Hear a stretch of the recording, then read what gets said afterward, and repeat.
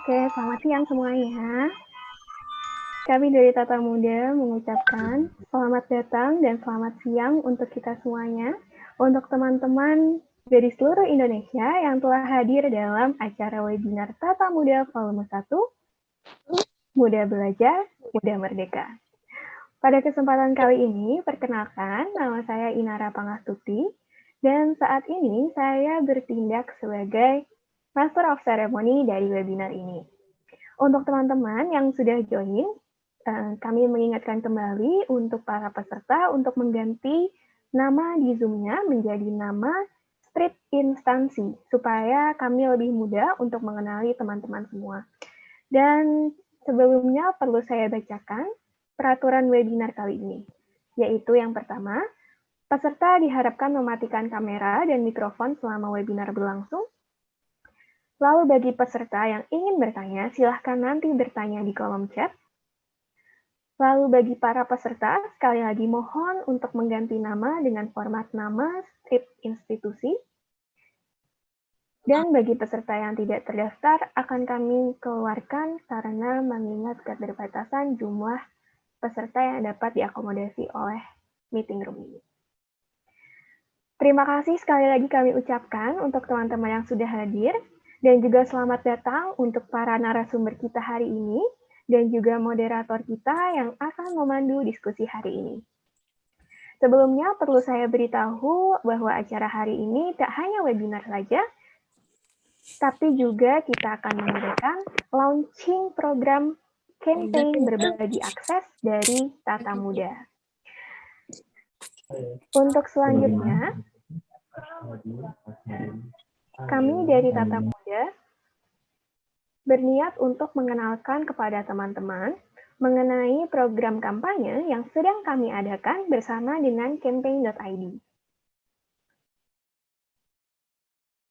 Sebelum menyaksikan webinar, bersama-sama kita akan menyaksikan terlebih dahulu pemaparan dari teman-teman Tata Muda mengenai program kampanye kami, mengenai berbagi akses pendidikan di Indonesia.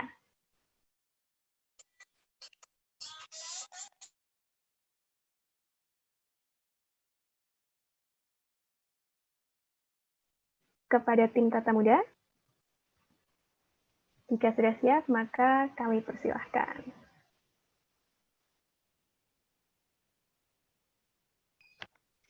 Halo semuanya, perkenalkan, saya Gina Aura Ramdan dari Tata Muda.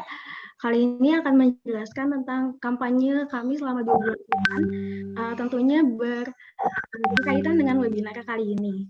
Jadi kampanye kami di sini adalah hashtag berbagi akses pendidikan untuk Indonesia. Nah, apa sih sebenarnya berbagi akses pendidikan untuk Indonesia ini? Jadi berangkat dari latar belakang kami bahwa ada data bahwa Federasi Serikat Guru Indonesia menyatakan bahwa survei yang dilakukan di 1.656 responden sekolah dari 245 kabupaten Indonesia menyatakan kurang siap dengan pembelajaran jarak jauh di masa pandemi seperti ini, di mana 53,4 responden ini menyatakan adanya kendala terbesar sekolah adalah kesiapan sarana dan prasarana pendidikan selama masa pandemi COVID-19. Lalu mungkin teman-teman yang ikut di yang follow Tata Muda kemarin kami juga sempat memberikan hasil survei bagaimana sih realita akses pendidikan di Indonesia pada era pandemi. Ini survei yang kami lakukan, ada persebaran daerah dari respondennya. Dan ini untuk jenjang pendidikan responden. Nah, sejauh ini surveinya masih kami buka, dan data-data yang dilakukan di sini adalah data-data dari 150 responden. Jadi data ini sifat sementara. Lalu ini kalau misalkan teman-teman lihat ada fasilitas dan metode yang digunakan itu mostly kita udah pakai gawai-gawai dan akses internet ini menjadi kebutuhan yang sangat primer di pembelajaran jarak jauh. Lalu juga ada survei mengenai bagaimana sih keadaan jaringan internet, dan yang kita temukan di sini adalah hambatan pembelajaran daring ini diutamakan dan mayoritas adalah 86,3% di jaringan provider yang tidak stabil. Lalu ini juga ada bagaimana data dari 150 responden tadi menyatakan bahwa adanya pengeluaran untuk kuota yang meningkat dan mirisnya tidak mendapatkan bantuan biaya sekolah dan kuota internet sebesar 61,6%. Lalu ini juga dari 150 pelajar dan mahasiswa menyatakan hampir semuanya menyatakan bahwa setengahnya dari 150 ini menyatakan bahwa kebutuhan akan akses pembelajaran ini sangat besar, jadi lebih dari 50%. Lalu yang kami temukan juga di sini bahwa 47,9 responden itu menyatakan bahwa belum pernah menggunakan video conference, tidak pernah atau jarang atau sangat jarang saat pembelajaran. Setelah pandemi, 52,7% ini menjadi sangat sering. Kalau misalkan diskalakan menjadi dari skala 1 ke skala 5, jadi naik sekitar 4 skala. Itu teman-teman. Dan ini harapan-harapan yang kami tampung untuk para guru dan dosen ini dari siswanya. Untuk teman-teman yang masih belum mengisi survei, mungkin bisa bantu kami untuk memberikan akses pembelajaran yang lebih baik kepada teman-teman kita di seluruh Indonesia, gitu ya teman-teman. Nah, sebenarnya apa sih kampanye berbagi akses ini? Jadi di sini kami bekerja sama dengan pihak campaign.id, di mana teman-teman diminta untuk memberikan catatan materi untuk teman-teman yang kekurangan akses, gitu teman-teman. Nah, sebenarnya rangkaian acara itu nggak cuma challenge dan nggak cuma memberikan foto aja, tapi di sini ada 4 rangkaian. Mungkin buat teman yang udah follow Tata Muda juga tentunya familiar dengan beranda atau podcast Tata Muda yang sering kami lakukan. Tapi di program kali ini kami menambahkan 2 program terbaru, 2 segmen terbaru. Ada webinar yang juga kali ini kami lakukan. Lalu challenge 7 hari berbagi catatan materi belajar. Nah, ini untuk challenge-nya sendiri, jadi saya akan menjelaskan singkat. Untuk challenge-nya sendiri, teman-teman harus download aplikasi campaign #4change di Google Play Store atau App Store. Lalu teman-teman bisa daftar atau registrasi akun yang baru. Dan nanti setelah teman-teman ikut challenge-nya ini, kalian bisa memberikan caption tentang apa sih sebenarnya yang teman-teman pelajari gitu di dalam caption ini. Nanti di dalam platform campaign itu, di dalam aplikasi itu, teman-teman bisa saling sharing nih, oh ada nih aksi dari teman-teman yang di daerah mana gitu. Terus teman-teman bisa juga buat saling berbagi materi. Nggak cuma teman-teman dari yang sudah bersekolah aja, tapi teman-teman mahasiswa juga bisa bantu, bisa memberikan materi-materinya ini. Nah, nanti teman-teman ketika sudah ikut challenge ini selama 7 hari dan menyelesaikan programnya, teman-teman bisa ikut berdonasi 10.000. Nah, itu otomatis dari pihak campaign dan dari aplikasinya gitu, teman-teman. Nah, teman-teman juga di sini nggak dipungut biaya apapun buat ikut challenge-nya, tapi berkesempatan buat dapat uang 20.000 dalam bentuk uang digital untuk terbaik setiap minggunya. Nanti kami bakal update tentang challenge-nya ini di sosial media kami, gitu ya teman-teman. Nah, ini mungkin sedikit gambaran untuk tutorial challenge-nya. Download aplikasi Campaign for Change di Play Store atau App Store.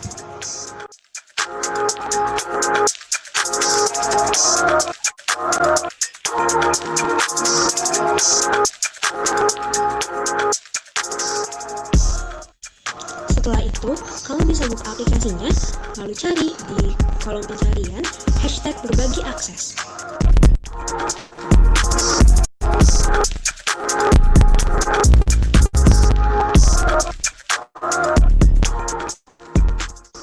Pastikan challenge yang diberikan adalah challenge dari Tata Muda ya. Lalu klik accept, lalu sign in atau sign up melalui email kalian. Klik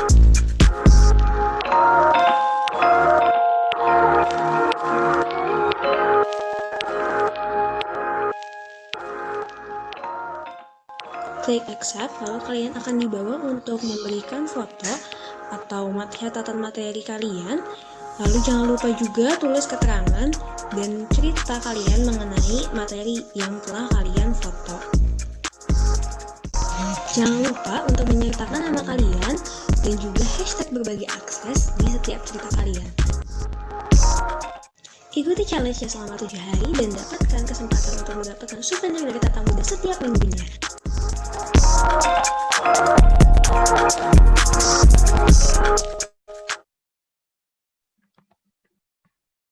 Oke, teman-teman, mungkin itu sekilas. Nanti kalau misalkan ada yang mau ikut challenge-nya, itu akan kami sebarkan juga di Instagram kami atau di sosial media kami ya. Nah, aku personally dari Tata Muda mengucapkan terima kasih banyak buat teman-teman yang udah antusias ikut webinar pertamanya Tata Muda. Semoga bermanfaat teman-teman dan jangan lupa juga buat ikutin terus Tata Muda karena kami masih punya banyak rangkaian acara untuk 2 bulan ke depan nanti, termasuk tadi webinar, nanti ada beranda, nanti ada podcast, dan ikut challenge-nya juga yang bakal menarik dan bisa mengisi hari-hari teman-teman nih gitu. Karena kami percaya kekuatan muda-mudi sangatlah besar dan dalam menciptakan dunia yang lebih baik. Saatnya yang muda yang menata. Terima kasih. Oke, terima kasih banyak untuk Gina dari tim Tata Muda. Gina itu salah satu tim tepatnya di kreatif digital kreatif kami. Buat teman-teman, jadi jangan lupa setelah dari webinar ini silahkan melakukan tutorial yang tadi sudah disampaikan Gina untuk mengikuti campaign berbagi akses dan jadilah solusi dari persoalan pendidikan di Indonesia. Untuk saat ini, kami akan membacakan terlebih dahulu rundown acara kita ke depannya. Jadi setelah ini saya akan memberikan acara ini kepada moderator kita. Lalu diskusi pertama, pemaparannya akan disampaikan oleh Kak Nea Swanimbo, founder dari Hanowene. Lalu kedua, akan disampaikan oleh Kak Royan Zaki, yaitu Presiden Kabinet Keluarga Mahasiswa ITB 2019-2020. Dan juga terakhir akan disampaikan oleh Kak Sukma Hanifani yang merupakan salah satu pengajar muda dari Indonesia Mengajar. Jangan lupa juga untuk teman-teman, tak bosan-bosan kami ingatkan, yang belum mengganti namanya silahkan mengganti nama menjadi format nama strip instansi dan tolong mematikan mikrofon selama acara berlangsung. Untuk selanjutnya, akan saya serahkan kepada moderator kita, Kak Ari Nadia, yang saat ini kesibukannya adalah sebagai Danon MT Star tahun 2020 dan juga caretaker Tata Muda. Selama kuliah, Kak Arin ini aktif mengikuti berbagai organisasi dan kepanitiaan. Terakhir, Kak Arin ini menjadi Project Officer dari Orientasi Pengenalan Kampus FEBUI 2018. Terima kasih banyak Kak Arin telah bersedia memandu diskusi kita hari ini. Untuk selanjutnya, aku silahkan kepada Kak Arin. Silakan. Oke, terima kasih banyak Inara untuk kesempatannya. Halo semuanya, selamat siang muda-mudi Indonesia. Saya ingin mengucapkan selamat datang juga secara khusus kepada narasumber kita. Yang pertama kepada Kak Neas Wanimbo. Halo Kak Neas. Lalu yang kedua Royan Abdullah Zaki. Halo Royan. Halo. Dan yang terakhir kepada Kak Sukma Hanifani. Halo Kak Sukma. Baik, tema webinar volume 1 Tata Muda hari ini adalah Muda Belajar, Muda Merdeka. Tema yang kami bawa ini adalah mengangkat isu yang sehari-hari sangat dekat dengan kita, yaitu isu pendidikan. Bagaimana kita tahu bahwa seharusnya pendidikan dapat membantu kita muda-mudi untuk menjadi tonggak perubahan serta memberikan pengaruh yang positif kepada lingkungan sekitar kita untuk mencapai kehidupan yang lebih baik. Serta seharusnya pendidikan itu mampu membantu kita muda-mudi untuk memerdekakan diri kita maupun bangsa Indonesia dari berbagai permasalahan dan tantangan kontemporer. Namun faktanya saat ini perencanaan maupun eksekusi dari program pendidikan di Indonesia masih belum maksimal. Berbagai kesenjangan masih terjadi, apalagi di era pandemi ini. Semakin nyata bahwa akses pendidikan sangat ada kesenjangan antar wilayah di Indonesia, juga bagaimana pemanfaatan teknologi informasi yang terkadang di antara kita masih sulit atau masih susah untuk beradaptasinya karena tiba-tiba harus menggunakan video conference, tiba-tiba tidak bisa bertatap muka dengan guru. Dan hal ini tidak hanya dialami atau dihadapi oleh para pelajar maupun mahasiswa, tetapi juga oleh tenaga pengajar. Karena itu teman-teman, untuk membahas lebih lanjut terkait isu ini, kita akan membagi sesi webinar hari ini dalam 3 sesi. Dan sesi pertama nanti akan dibahas oleh Kak Neas. Namun sebelumnya saya akan membacakan profil dari ketiga narasumber kita terlebih dahulu. Yang pertama adalah Kak Neas Wanimbo, selaku founder dari Hanowene.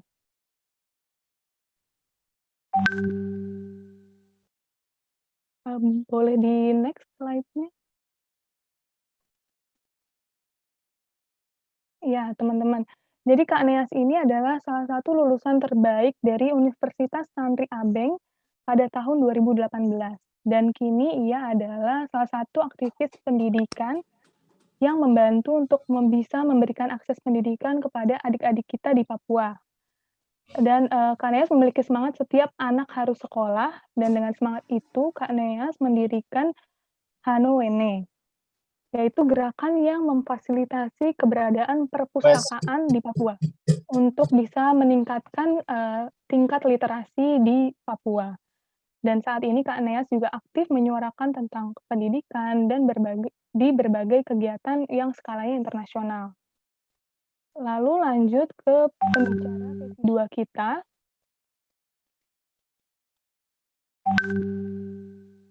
Ada Royan Abdullah Zaki, yang pernah menjabat sebagai Presiden Kabinet Mahasiswa ITB pada tahun 2019 sampai 2020, dan selama berkuliah tidak hanya aktif di kegiatan organisasi saja, tapi juga sebagai mahasiswa di jurusan Teknik Informatika Institut Teknologi Bandung. Kak Royan memiliki banyak prestasi di bidang informatika dan teknologi, baik skalanya nasional maupun internasional.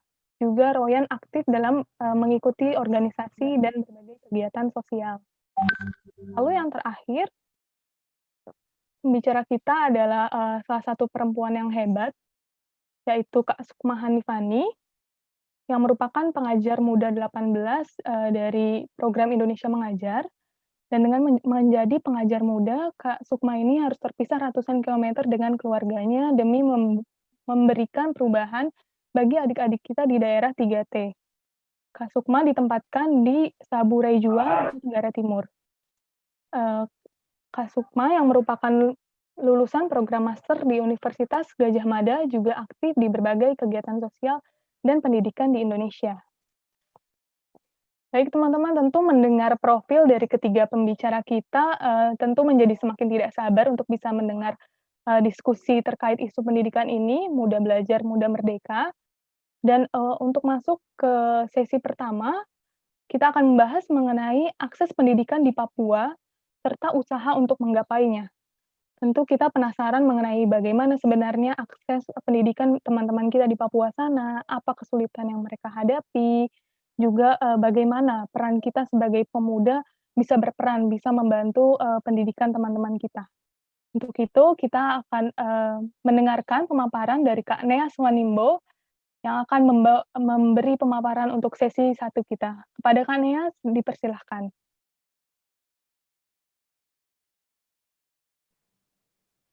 Oke.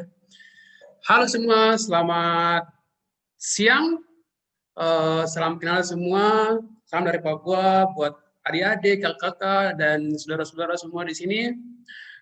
Saya senang sekali bisa berbagi cerita, pengalaman, terus tentang apa yang saya menyuarakan, tentang apa yang saya kerjakan bersama teman-teman di sini di Tata Muda. Dan terima kasih buat tim Tata Muda yang sudah begitu hebat, sudah begitu merancang event ini, dan akhirnya kita semua bisa berkumpul di sini. Saya langsung ke slide-nya ya. Dan juga kalau saya pas bicara di sini, karena saya orang timur, jadi bicara kalau terlalu cepat, atau ada yang tidak mengerti, atau jaringannya tidak stabil, tolong kasih ingatan saya ya, dari moderator atau dari bisa biar saya bisa mengulangi atau bisa jelas begitu. Jadi apa yang saya sampaikan bisa sampai di teman-teman semua. Oke.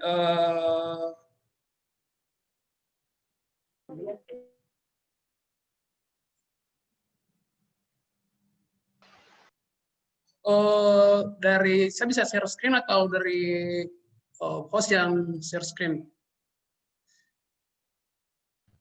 Sudah bisa nih, silakan di share screen. Oke, thank you. Siap. Bisa lihat semua ya?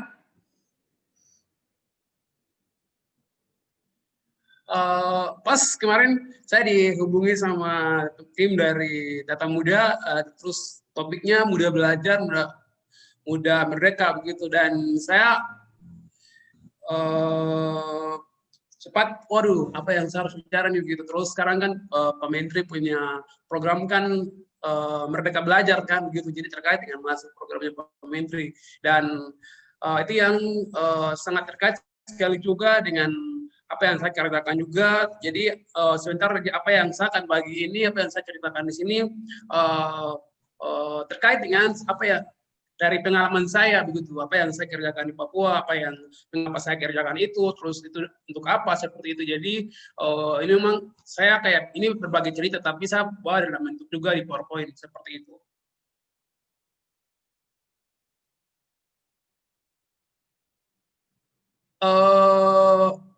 Kalau bagi saya sendiri, kalau bilang muda belajar, muda merdeka, itu artinya itu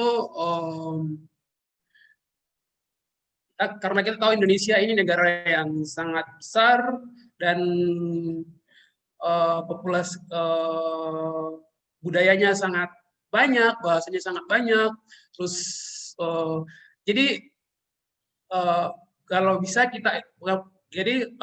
bisa semua materi yang dikasih ke sekolah-sekolah di Papua bahkan di Jawa itu disesuaikan yang kontekstual lokal gitu, karena kita di Papua itu banyak sekali adik-adik saya, bahkan saya waktu sekolah juga mata pelajaran itu tidak sesuai dengan di Papua sana. Kita punya budaya sangat beda, tapi buku-buku itu sangat beda sekali begitu. Jadi buku-buku yang ada di Papua sama di Jakarta sama begitu, tapi agar saya bisa belajar, bisa mengerti sesuai dengan apa yang ada di lingkungan saya seperti itu. Jadi harapan saya itu sebenarnya itu setiap daerah itu punya keunikan dan punya ini masing-masing. Jadi mata pelajaran di sekolah pun itu menyesuaikan sesuai dengan punya di lingkungan masing-masing atau di daerah tersebut begitu. Terus yang kedua itu untuk mencapai muda merdeka ini juga mendukung setiap siswa. Kayak kita di Indonesia membatasi sekali anak-anak untuk berkarya, anak-anak untuk mereka punya ini begitu. Kadang anak-anak itu kadang tidak bagus di bagian mata pelajaran, tapi mereka bagus di dance atau mereka bagus di bagian yang lain. Tapi kita dipush untuk, ayo kamu harus mengerti, kamu harus belajar begitu. Jadi dari sekolah juga itu tidak menyediakan atau tidak memfasilitasi anak-anak itu untuk mengeksplor mereka punya potensi seperti itu. Nah itu kita membatasi mereka punya potensi sebenarnya. Gitu. Jadi belum ada kesempatan untuk anak-anak atau para pelajar untuk mengeksplor mereka punya potensi. Dan itu kurikulum sekarang walaupun ada ekstra kurikuler ada, cuman sangat kurang sekali begitu. Jadi banyak teman-temannya juga yang mereka struggle dalam arti mereka ke sekolah tapi mereka tidak bagus di dalam kelas. Ketika mereka luar sekolah, mereka tuh bagus sekali ketika menyanyi, ketika main bola, ketika mereka ini kenapa tidak harus sekolah yang play role di situ begitu, memfasilitasi hal-hal tersebut di sekolah. Jadi ketika anak-anak itu tidak hanya keluar sekolah yang mereka punya potensi, tapi di sekolah juga ada yang mereka lakukan sesuatu begitu. Itu terus yang ketiga itu kita di Indonesia ini sangat kurang sekali, bahkan di Papua lebih parah lagi di Papua begitu, SDM pengajar. Dan ini yang akhirnya kita mau menciptakan anak-anak Indonesia yang karir di profesional, yang bisa berkarir langsung setelah lulus SMA atau kuliah itu mereka bisa berkarir secara profesional. Tapi karena kita punya SDM pengajarnya sangat kurang sekali di Indonesia, dan kasihan sekali, kayak ketika bukan kasihan tapi sedih juga sih. Sekarang kayak kalau bilang guru itu orang tidak mau kayak tidak ini gitu, padahal guru itu segalanya begitu, karena mereka punya jasa itu sangat besar sekali. Negara ini bisa ada, terus negara bisa berubah, terus sedangkan kita di Indonesia orang yang mau jadi guru itu sangat kurang sekali, sangat sedikit sekali seperti itu. Jadi memang di SDM kita di negara kami ini sangat kekurangan sekali tenaga pengajar, ya hanya terutama lagi di daerah pelosok dan pedalaman di Indonesia. Di sana memang kadang ada sekolah tapi tidak ada guru yang mengajar gitu. Jadi kita di Indonesia ini sangat kekurangan sekali SDM, dan apalagi di Papua kami sangat sekali. Dan saya punya sekolah dulu, waktu saya sekolah satu guru yang mengajarkan 6 kelas dalam sehari begitu, dan dia tidak lulus sarjana, tapi dia hanya lulus SMP. Tapi karena dia punya hati untuk melayani, dia punya hati untuk biar kita ini bisa sekolah, akhirnya dia mengajarkan begitu. Jadi memang sangat disayangkan sekali guru-gurunya tidak ada. Terus bagaimana anak-anak ini mau pintar sedangkan kita tidak punya guru-guru yang mengajar gitu, dan kita kan tidak ada orang-orang yang mengajarkan mereka seperti itu. Jadi memang peran guru sangat penting sekali, dan kita di negara ini memang kekurangan sekali, minim sekali guru-guru, dan kita butuh banyak guru-guru yang bisa terlibat dan bisa bergerak dan bisa dedikasi untuk di pendidikan seperti itu. Dan juga kayak untuk juga kadang kalau di Papua itu ada yang guru-guru yang sudah ada ditugaskan, tapi mereka lebih tinggal di kota, mereka tidak datang mengajar di kampung gitu. Itu juga salah satu tantangan yang mungkin dari dinas yang mereka ditugaskan, tapi tidak ada pengawasan yang ketat dari pihak-pihak tersebut. Akhirnya mereka tidak menjalankan tugas sesuai dengan apa yang mereka lakukan seperti itu. Terus ini hal-hal yang membatasi untuk anak-anak kami atau anak-anak Indonesia untuk bisa sekolah, bisa merdeka belajar, yaitu kurangnya fasilitas sekolah. Kayak sekarang ini kan musim-musim pandemi ya, terus semua belajar jarak jauh. Tapi itu dia, kita Indonesia lagi negara yang besar, dan tidak semua tempat itu ada internet, tidak semua tempat itu ada listrik, terus tidak semua anak-anak itu punya HP begitu. Kita lihat berita-berita kemarin ada orang tua yang mencuri HP agar anaknya itu bisa sekolah di Jawa Barat.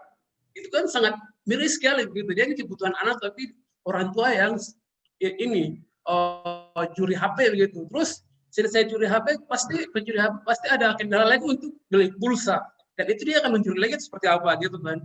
Itu kan sangat ini sekali. Jadi dari sekolah bisa memfasilitasi fasilitas-fasilitas yang dimana mendukung anak-anak untuk belajar seperti itu. Dan sekarang ini yang sering sekali kita lihat itu tentang belajar online.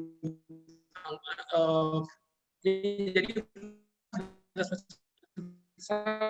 apa yang pemerintah bisa seperti itu. Bahkan di Papua juga kami ini di pedalaman sana juga kita tidak ada internet juga seperti itu. Terus yang kedua itu di Indonesia setiap pengganti sistem, setiap periode itu sistemnya diganti. Akhirnya kan susah sekali untuk menyesuaikan seperti itu. Jadi sistem yang lama, terus ketika ada pergantian periode, sistem yang baru, terus jadi untuk menyesuaikan itu tidak gini seperti itu. Terus yang ketiga itu setiap anak mewajibkan ada undang-undang untuk 12 tahun belajar. Tapi itu di lapangan tidak berjalan seperti itu. Anak-anak banyak yang sampai di SMP putus sekolah, sampai SMA putus sekolah, ada yang itu karena kekurangan ekonomi, ada banyak faktor yang membatasi anak-anak ini tidak lanjut sekolah seperti itu. Akhirnya yang masuk kuliah itu cuma beberapa saja. Jadi ada anak-anak Indonesia yang masuk sekolah dari SD, terus mereka masuk SMP, beberapa anak putus sekolah, terus SMA putus sekolah lagi, terus sampai ke SMA, terus sampai kuliah itu cuma beberapa persen saja. Akhirnya kita banyak sekali yang pengangguran, banyak sekali yang seperti itu kali faktor dari sini. Terus di Indonesia juga kita masih kurangnya awareness tentang pendidikan masyarakat luas. Jadi kita masih kurang sekali, apalagi masyarakat yang grassroots sekali, mereka tidak tahu pentingnya pendidikan. Sama seperti di Papua. Mereka pikir, untuk apa sekolah tinggi-tinggi, nanti pulang-pulang juga saya akan bergabung atau saya akan tidak akan dapat kerja di PNS atau apapun gitu. Terus kayak, apalagi kalau perempuan, nanti saya pulang-pulang, saya akan kerja di dapur. Untuk apa saya sekolah tinggi-tinggi? Suami saya yang sekolah begitu. Jadi untuk statement-statement seperti ini memang masih ada, dan jadi untuk kurangnya awareness tentang pentingnya pendidikan itu kita tuh sangat kurang sekali gitu. Jadi itu penting sekali setiap komunitas atau setiap instansi untuk kampanyekan betapa pentingnya pendidikan ke masyarakat. Dan mereka bisa memiliki, kalau ketika kalian berpendidikan, kalian akan memiliki kehidupan lebih bagus beyond on what you have right now. Jadi itu bisa penting sekali untuk membangun awareness. Yang tadi yang saya bilang tadi kekurangan guru. Ini salah yang enam ini kebijakan yang diambil tidak sesuai dengan kondisi yang di lapangan. Kayak bulan Mei lalu Pak Menteri sempat bicara bahwa dia baru sadar bahwa Indonesia itu tempat lain mereka tidak ada listrik gitu.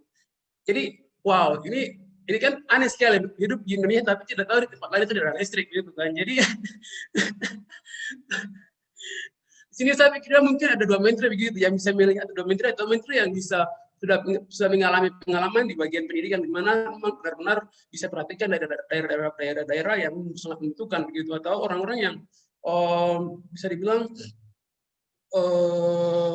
jadi dia sudah tahu apa kondisi yang membutuhkan sekali di lapangan gitu, apa pendidikan itu. Jadi ketika orang yang sudah tahu apa kebutuhan di lapangan itu, yang ini membuat kebijakan, pasti akan pendidikan di Indonesia akan lebih bagus seperti itu ke depannya.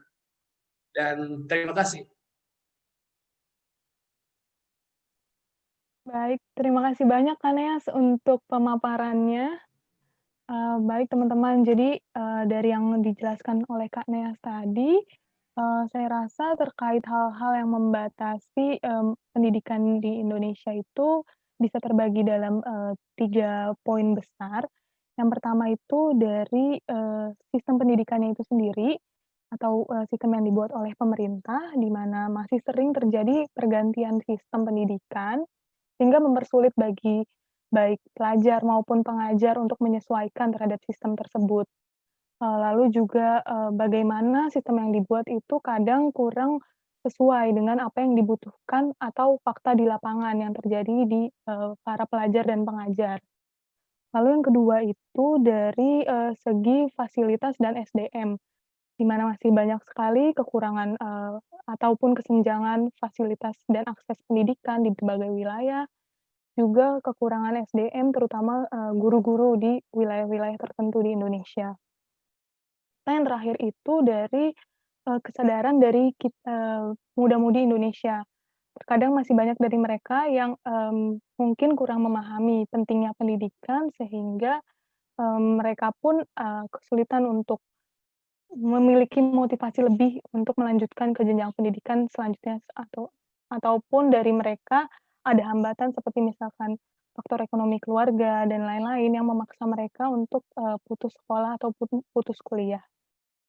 Nah teman-teman, terkait kondisi pandemi saat ini, tentu kita sering mendengar berbagai keluhan baik dari pelajar maupun pengajar mengenai kesulitan dalam mengakses teknologi informasi maupun kemampuan dalam menggunakan teknologi dan informasi tersebut.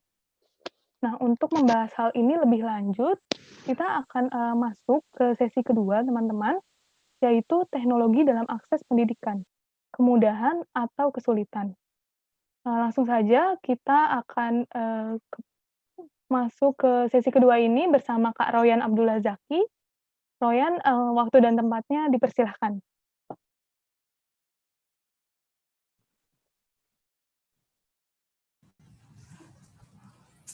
Ya, baik, terima kasih ke panitia dan teman-teman semua yang udah hadir.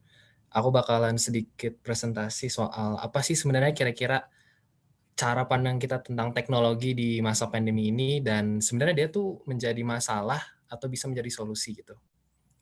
Aku mungkin mau set sebentar si presentasinya. Oh ya, sambil Royan mempersiapkan, aku juga mau ngingetin kepada teman-teman audiens, kalau ada yang ingin mengajukan pertanyaan, sudah bisa dilakukan lewat live chat di Zoom maupun di YouTube, dengan format seperti yang ada di chat, yaitu nama, instansi, lalu narasumber yang dituju, pertanyaannya akan diberikan ke siapa, dan terakhir baru pertanyaannya. Oke, teman-teman, jadi bisa langsung untuk yang mau memberikan pertanyaan ya.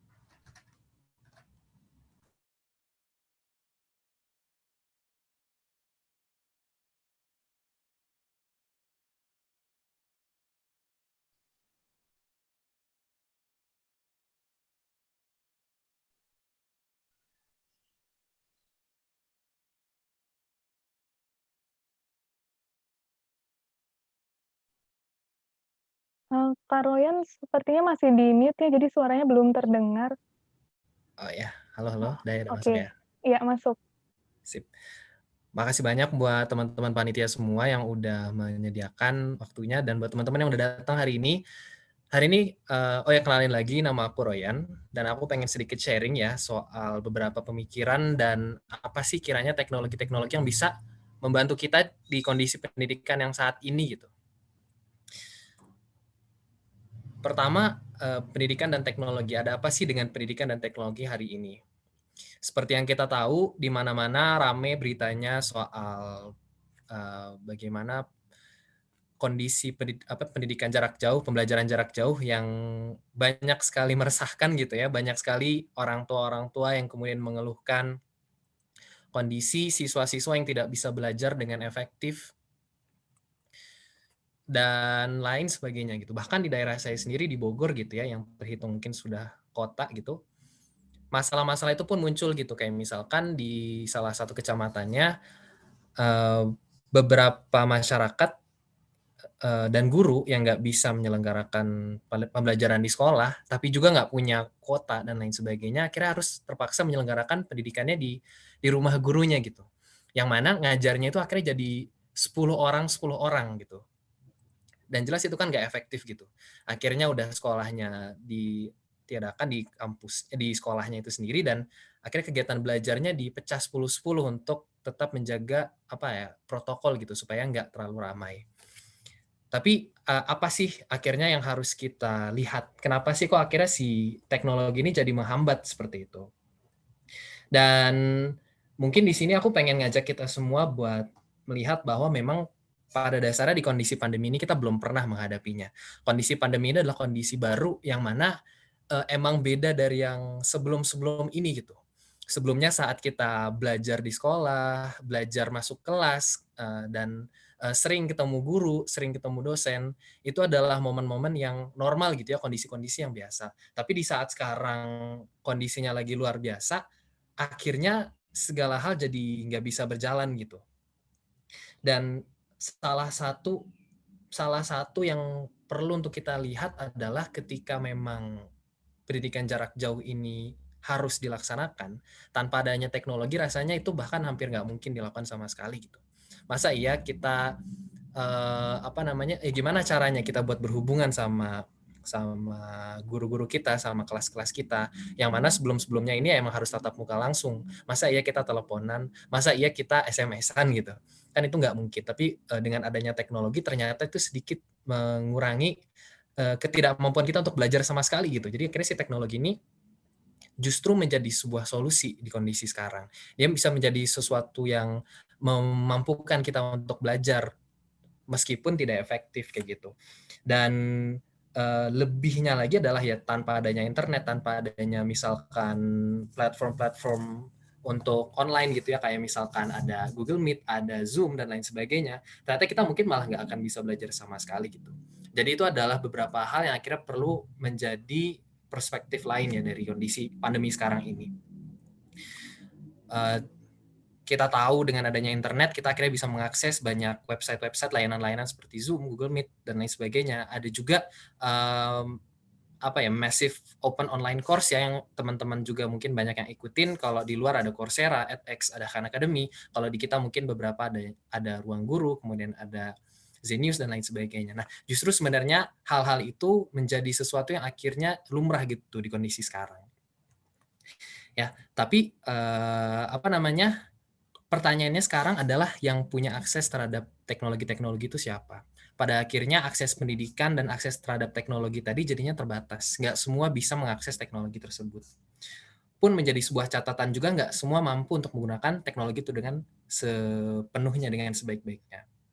Nah, kalau kita bicara soal akses ini, emang pada akhirnya kita nggak bisa berharap belum pasti semuanya bisa punya akses yang sama, dengan kondisi jaringan yang belum tersebar merata, dengan kondisi yang ada yang bilang seluruh Indonesia sudah mendapat jaringan, belum kok. Pada faktanya bahkan banyak wilayah-wilayah di Indonesia yang tersebar bahkan belum punya jaringan 2G, boro-boro 3G atau 4G gitu. Buat bisa mengakses layanan internet, terus kita harus lewat mana gitu kan, itu menjadi suatu masalah tersendiri. Nah, kita coba kesampingkan dulu soal akses si teknologinya, tapi akses terhadap kemampuan menggunakan teknologinya itu sendiri. Apakah benar guru-guru kita siap untuk menggunakan si teknologi-teknologi tadi? Ini akhirnya jadi sebuah pertanyaan, bahwa sebenarnya instansi-instansi pendidikan kita seberapa sih memperhatikan guru-guru dan pengajar-pengajar kita. Dalam artian pasti soal gaji ya, hal yang paling basic, mereka apakah sudah memiliki keuangan yang layak untuk hidup secara cukup gitu. Dan itu pun di Jawa Barat masih banyak banget yang belum. Guru-guru honorer yang mungkin cuma digaji 3 bulan sekali dengan gaji sebesar 300.000 itu masih ada gitu, bahkan di sekitaran Bandung. Jadi hal-hal seperti ini tuh hal-hal yang akhirnya menjadi sebuah masalah.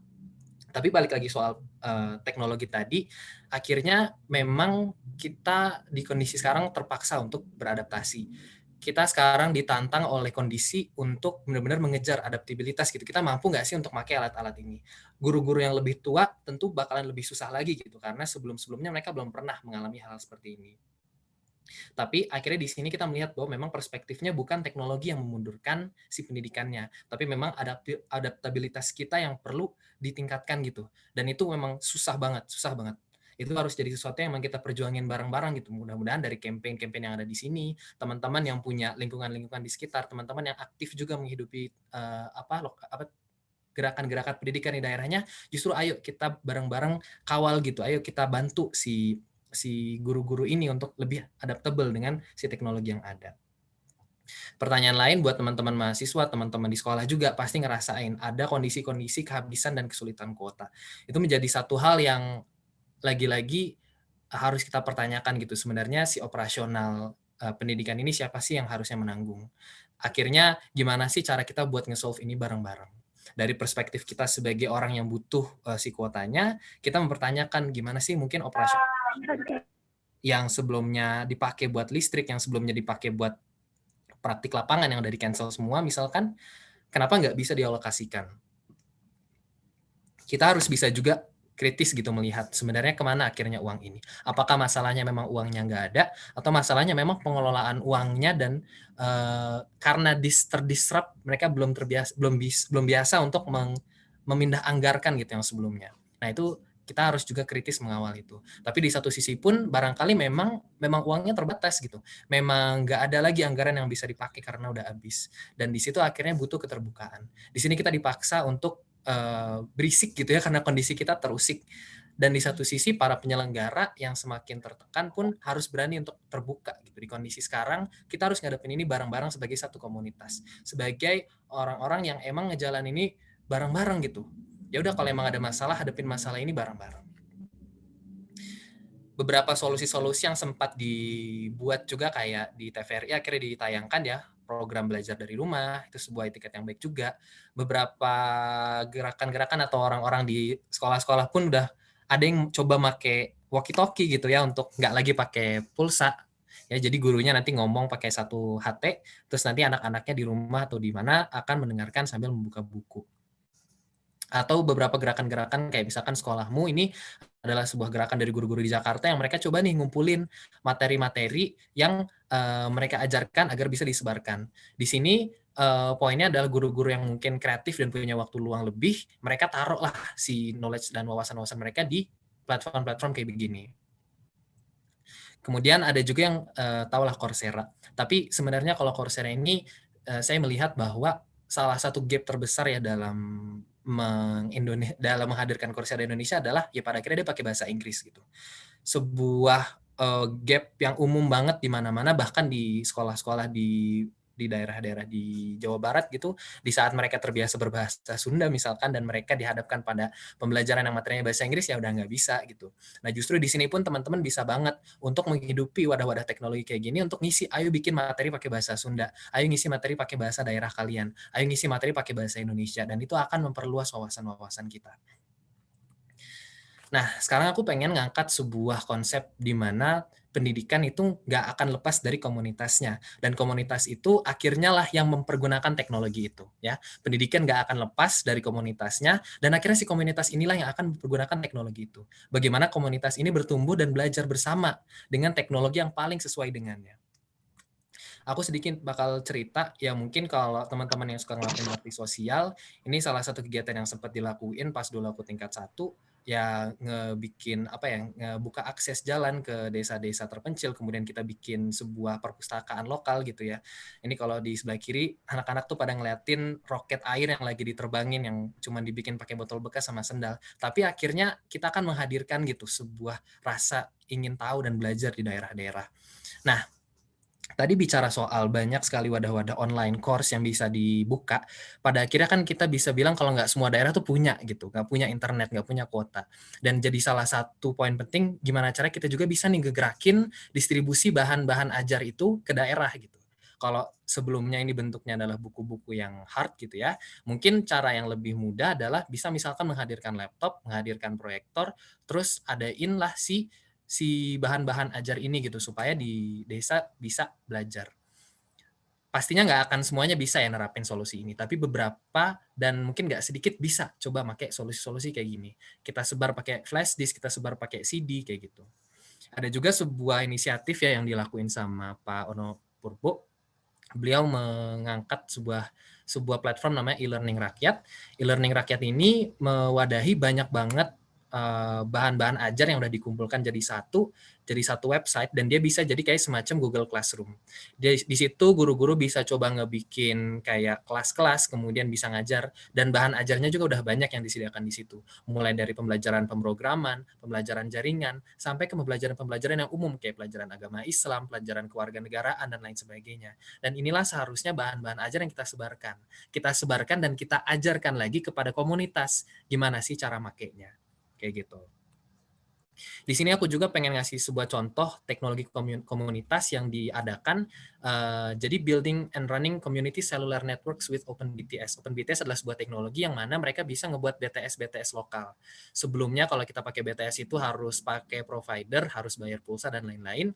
Ini gimana caranya supaya BTS-nya bisa dikelola sama masyarakat sendiri. Di bawah ini bagaimana Pak Ono bercerita yang memasang community LTE atau 4G yang dikelola teknologinya sama komunitas di Wamena, Papua gitu. Ini sudah berlangsung paling lama di dunia ya. Jadi community LTE terlama di dunia itu di Indonesia dan sudah berlangsung kalau nggak salah sekitaran 5 tahun. Di situ kita justru menjadi sorotan dunia bahwa di Indonesia bisa loh diterapkan. Dijalankan dengan dengan kearifan lokal, dijalankan dengan kooperasi gitu ya. Jadi masyarakatnya dengan swadaya masyarakat mereka membayar untuk pengadaan LTE lokal ini, dan itu jauh lebih murah. Kemudian ada juga opsi teknologi membangun RT RW-net. Bagaimana misalkan kita bisa membuat jaringan di dalam RT atau di dalam RW, sehingga untuk satu sekolah yang melingkupi beberapa wilayah, misalkan satu kecamatan atau satu RW, di sana kita bisa bikin internet desa gitu. Kita bisa bikin internet lokal. Di situ ada sebuah konsep yang lagi aku dan teman-temanku bangun, project yang lagi kita garap, semacam RWNet ini, kita nyebutnya adalah community net. Gimana caranya supaya kita bisa ngebikin sebuah infrastruktur jaringan yang tidak butuh pulsa, yang tidak butuh ke provider, tapi cukup di internal kita. Kita sediakan server-server lokal yang di situ bisa diisi oleh harddisk dengan bahan-bahan ajar, bahan-bahan bacaan. Nanti itu bisa didistribusikan dan ditransmisikan karena kita punya internet lokal gitu. Kalau teman-teman suka pakai LAN atau pakai hotspot HP, gimana caranya hotspot HP sama LAN itu kita extend sampai berjarak sekian kilometer gitu, dan itu bisa terjadi. Kita bisa ngelakuin itu dan akhirnya ngebikinlah si DesaNet itu. Sehingga sekolah itu bisa nyediain bahan-bahan ajar sampai video dan buku-buku dan diakses sama masyarakat yang mungkin banyak yang udah punya smartphone. Dan bahkan di situ bisa juga dibikin kayak semacam namanya voice over internet protocol. Kita bisa teleponan sama guru kita bahkan bisa online call sama guru kita menggunakan open source teknologi namanya Jitsi, dan itu bisa diinstal di server-server lokal. Nah, itu kan menarik banget bagaimana kita bisa membangun infrastruktur desa tanpa terikat sama provider, dan itu dikelola oleh swadaya masyarakat. Hal-hal itu pun udah dilakukan oleh namanya Kang Gustaf. Kalian bisa, aku sarankan baca buku Connecting the Unconnected yang ditulis oleh Kang Gustaf. Beliau adalah seorang penggerak yang turut serta membangun sebuah desa adat Sunda di Jawa Barat ya, namanya Desa Kasepuhan Cipta Gelar. Beliau selama beberapa tahun membangun sebuah gerakan untuk membangun tadi jaringan lokal di tengah masyarakat. Di buku ini dijelasin banyak banget teman-teman, dan diceritain tuh gimana sih akhirnya si jaringan internet ini dibangun di sana, dan aku saranin buat baca ke situ. Atau sebuah pola pikir di mana kenapa sih sekolah itu hanya untuk pembelajaran umum gitu. Ini adalah contoh seorang bapak di daerah Jawa Barat yang namanya Pak Baban. Beliau adalah kepala dari kelompok tani di sana, dan di sana aku dan beberapa teman-teman dari perusahaan kita mendorong beliau untuk bisa menggunakan teknologi IoT untuk menggunakan penyebaran pakan ikan secara otomatis. Jadi kita coba mengakses champion-champion lokal di masyarakat sana untuk bisa, ayo dong Pak, kita belajar cara pakai teknologi, belajar cara pakai smartphone untuk kontrol si IoT ini, si alat-alat yang agak canggih sedikit lah, tapi akan mengefektifkan proses budidaya ikan. Dan ini adalah hal-hal yang seharusnya kita coba kasih pendidikan yang kontekstual. Tadi setuju banget sama yang disampaikan ya sama Neas, bagaimana kita bisa coba misalkan ada nggak sekolah-sekolah kejuruan untuk sekolah nelayan untuk anak-anak di sekolah dasar gitu. Karena barangkali pertanyaannya adalah yang sering dipertanyakan oleh masyarakat lokal, masyarakat di desa, masyarakat di daerah, setelah anakku sekolah terus apa? Apa yang aku dapatkan? Apa yang bisa mereka kasih untuk desa? Apa yang bisa mereka kasih untuk keluarga? Apakah suapan nasinya bisa lebih banyak atau cuman buang-buang waktu aja? Dan ketika kita bisa menghadirkan tadi pendidikan yang kontekstual, ketika itu adalah desa pertanian, mereka diajarkan soal pertanian. Ketika mereka ada di desa nelayan, mereka diajarkan soal kelautan, mereka akan sedikit meningkatkan taraf hidup masyarakat lokalnya. Emang ini nggak bisa dipukul rata, tapi ketika itu semua bisa dihidupkan, pendidikan-pendidikan yang lebih kontekstual kepada daerahnya, maka akses dan keinginan untuk belajar akan lebih kuat. Karena mereka bisa melihat ketika anaknya belajar di sekolah nelayan, sekolah pertanian, sekolah budidaya ikan, mereka akan balik menjadi anak-anak yang bisa bantu orang tuanya dan lebih baik lagi menyekolahkan adik-adiknya.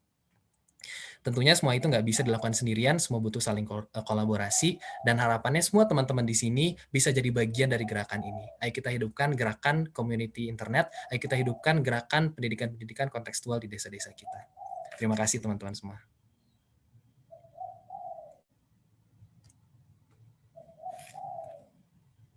Oke, terima kasih banyak Royan untuk penjelasannya.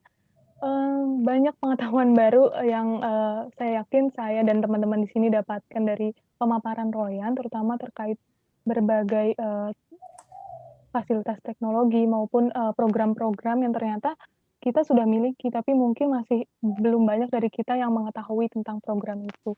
Dan saya rasa sih menjawab pertanyaan dari tema ini, teknologi di akses pendidikan sebenarnya kemudahan atau kesulitan. Kalau mendengarkan dari pemaparan yang Royan berikan, seharusnya bisa menjadi kemudahan ya.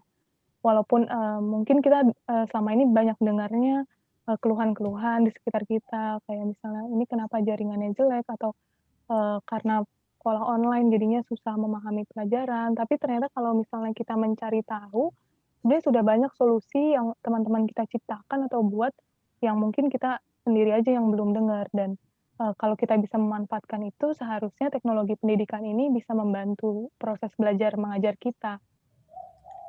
Nah, dan teman-teman aku juga mau mengingatkan teman-teman semua terkait campaign yang sedang Tata Muda buat, karena ini terkait juga untuk membantu akses pendidikan bagi teman-teman kita.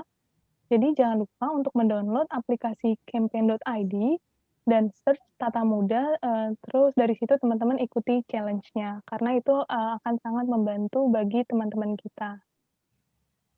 Oke, selanjutnya teman-teman, bagaimana kita sadari juga bahwa kesenjangan pendidikan di Indonesia itu masih sangat nyata. Dan ada salah satu gerakan di Indonesia yang berupaya untuk membantu mengurangi kesenjangan tersebut serta memberikan pemerataan bagi kemajuan pendidikan di Indonesia, yaitu Gerakan Indonesia Mengajar. Lalu untuk mengetahui lebih lanjut mengenai bagaimana sebenarnya realita di lapangan kondisi akses maupun fasilitas pendidikan terutama di daerah-daerah 3T, juga apa saja celah ataupun kekurangan pendidikan di Indonesia, terutama di masa pandemi ini, kita akan masuk ke sesi ketiga, teman-teman, yaitu dengan tema celah kekurangan pendidikan di Indonesia. Dan kita akan menghadirkan pembicara yang merupakan pengajar muda di Indonesia Mengajar, yaitu Kak Sukma Hanifani. Pada Kak Sukma, waktu dan tempat dipersilahkan untuk memberikan pemaparan.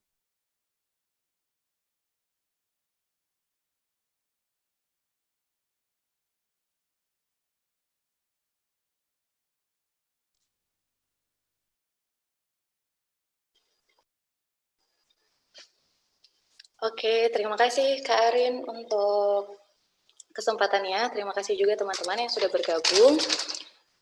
Selamat siang, salam sejahtera untuk kita semua. Di era yang seperti ini saya masih mempercayai sekali pepatah lama yang mengatakan bahwa tak kenal maka tak sayang. Itulah kenapa kita berdiskusi siang hari ini, mencoba untuk lebih mengenal lagi bangsa kita sendiri, agar nantinya bisa lebih sayang begitu ya. Semoga setelah ini bisa sayang dengan cara yang tidak hanya sekedar di awang-awang. Tadi juga sempat disampaikan teman-teman mengenai saya bahwa 1 tahun terakhir saya bertugas sebagai pengajar muda di Kabupaten Saburai Jua, Nusa Tenggara Timur. Maka dalam sesi kali ini izinkan saya membawa kabar dari Pulau Seribu Lontar.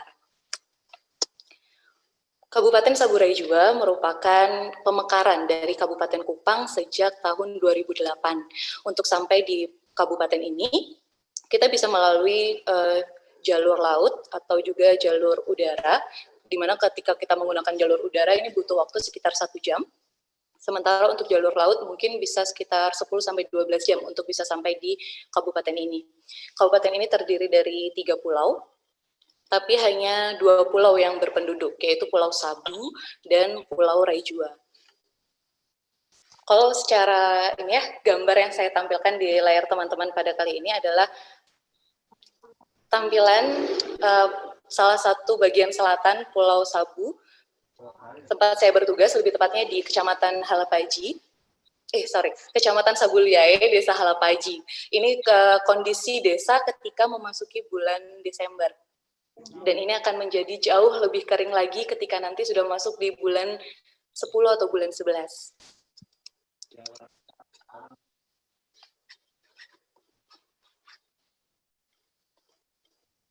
Saya lanjut. Nah, kalau dilihat di sini topografinya Kabupaten Saburai Jua ini khususnya Pulau Sabu juga ya, daerahnya itu perbukitan, naik turun bukit, sehingga susah sekali kadang aksesnya untuk kita bisa berpindah dari satu tempat ke tempat yang lain begitu. Kalau ditanya akses listrik, sekilas dari gambar ini ada sih kabel listrik, mereka baru masuk, tapi 1 tahun kemarin saya di sana tidak ada listrik sama sekali. Kemudian juga untuk ketersediaan air, di sini kebanyakan airnya berkapur ya, jadi kalau misalnya kita mau minum, masyarakat setempat ini kalau mau minum air dari air sumur mereka harus melakukan penyaringan 3-4 kali baru bisa diminum, baru bisa kadar kapurnya berkurang sedikit begitu. karena tidak ada listrik, tidak ada air yang memadai untuk bisa langsung digunakan begitu ya. Jadi kegiatan rumah tangga mereka juga sangat padat sekali, teman-teman. Terutama karena memang juga mata pencarian mereka masih sangat umum, seperti misalnya bercocok tanam, kemudian mereka juga tanam agar di laut, kemudian juga tambak garam, dan semua pekerjaan ini sesuai dengan musim. Jadi kalau memang musim kemarau, maka mereka akan bekerja di tambak garam. Ketika nanti musim hujan, mereka akan bercocok tanam.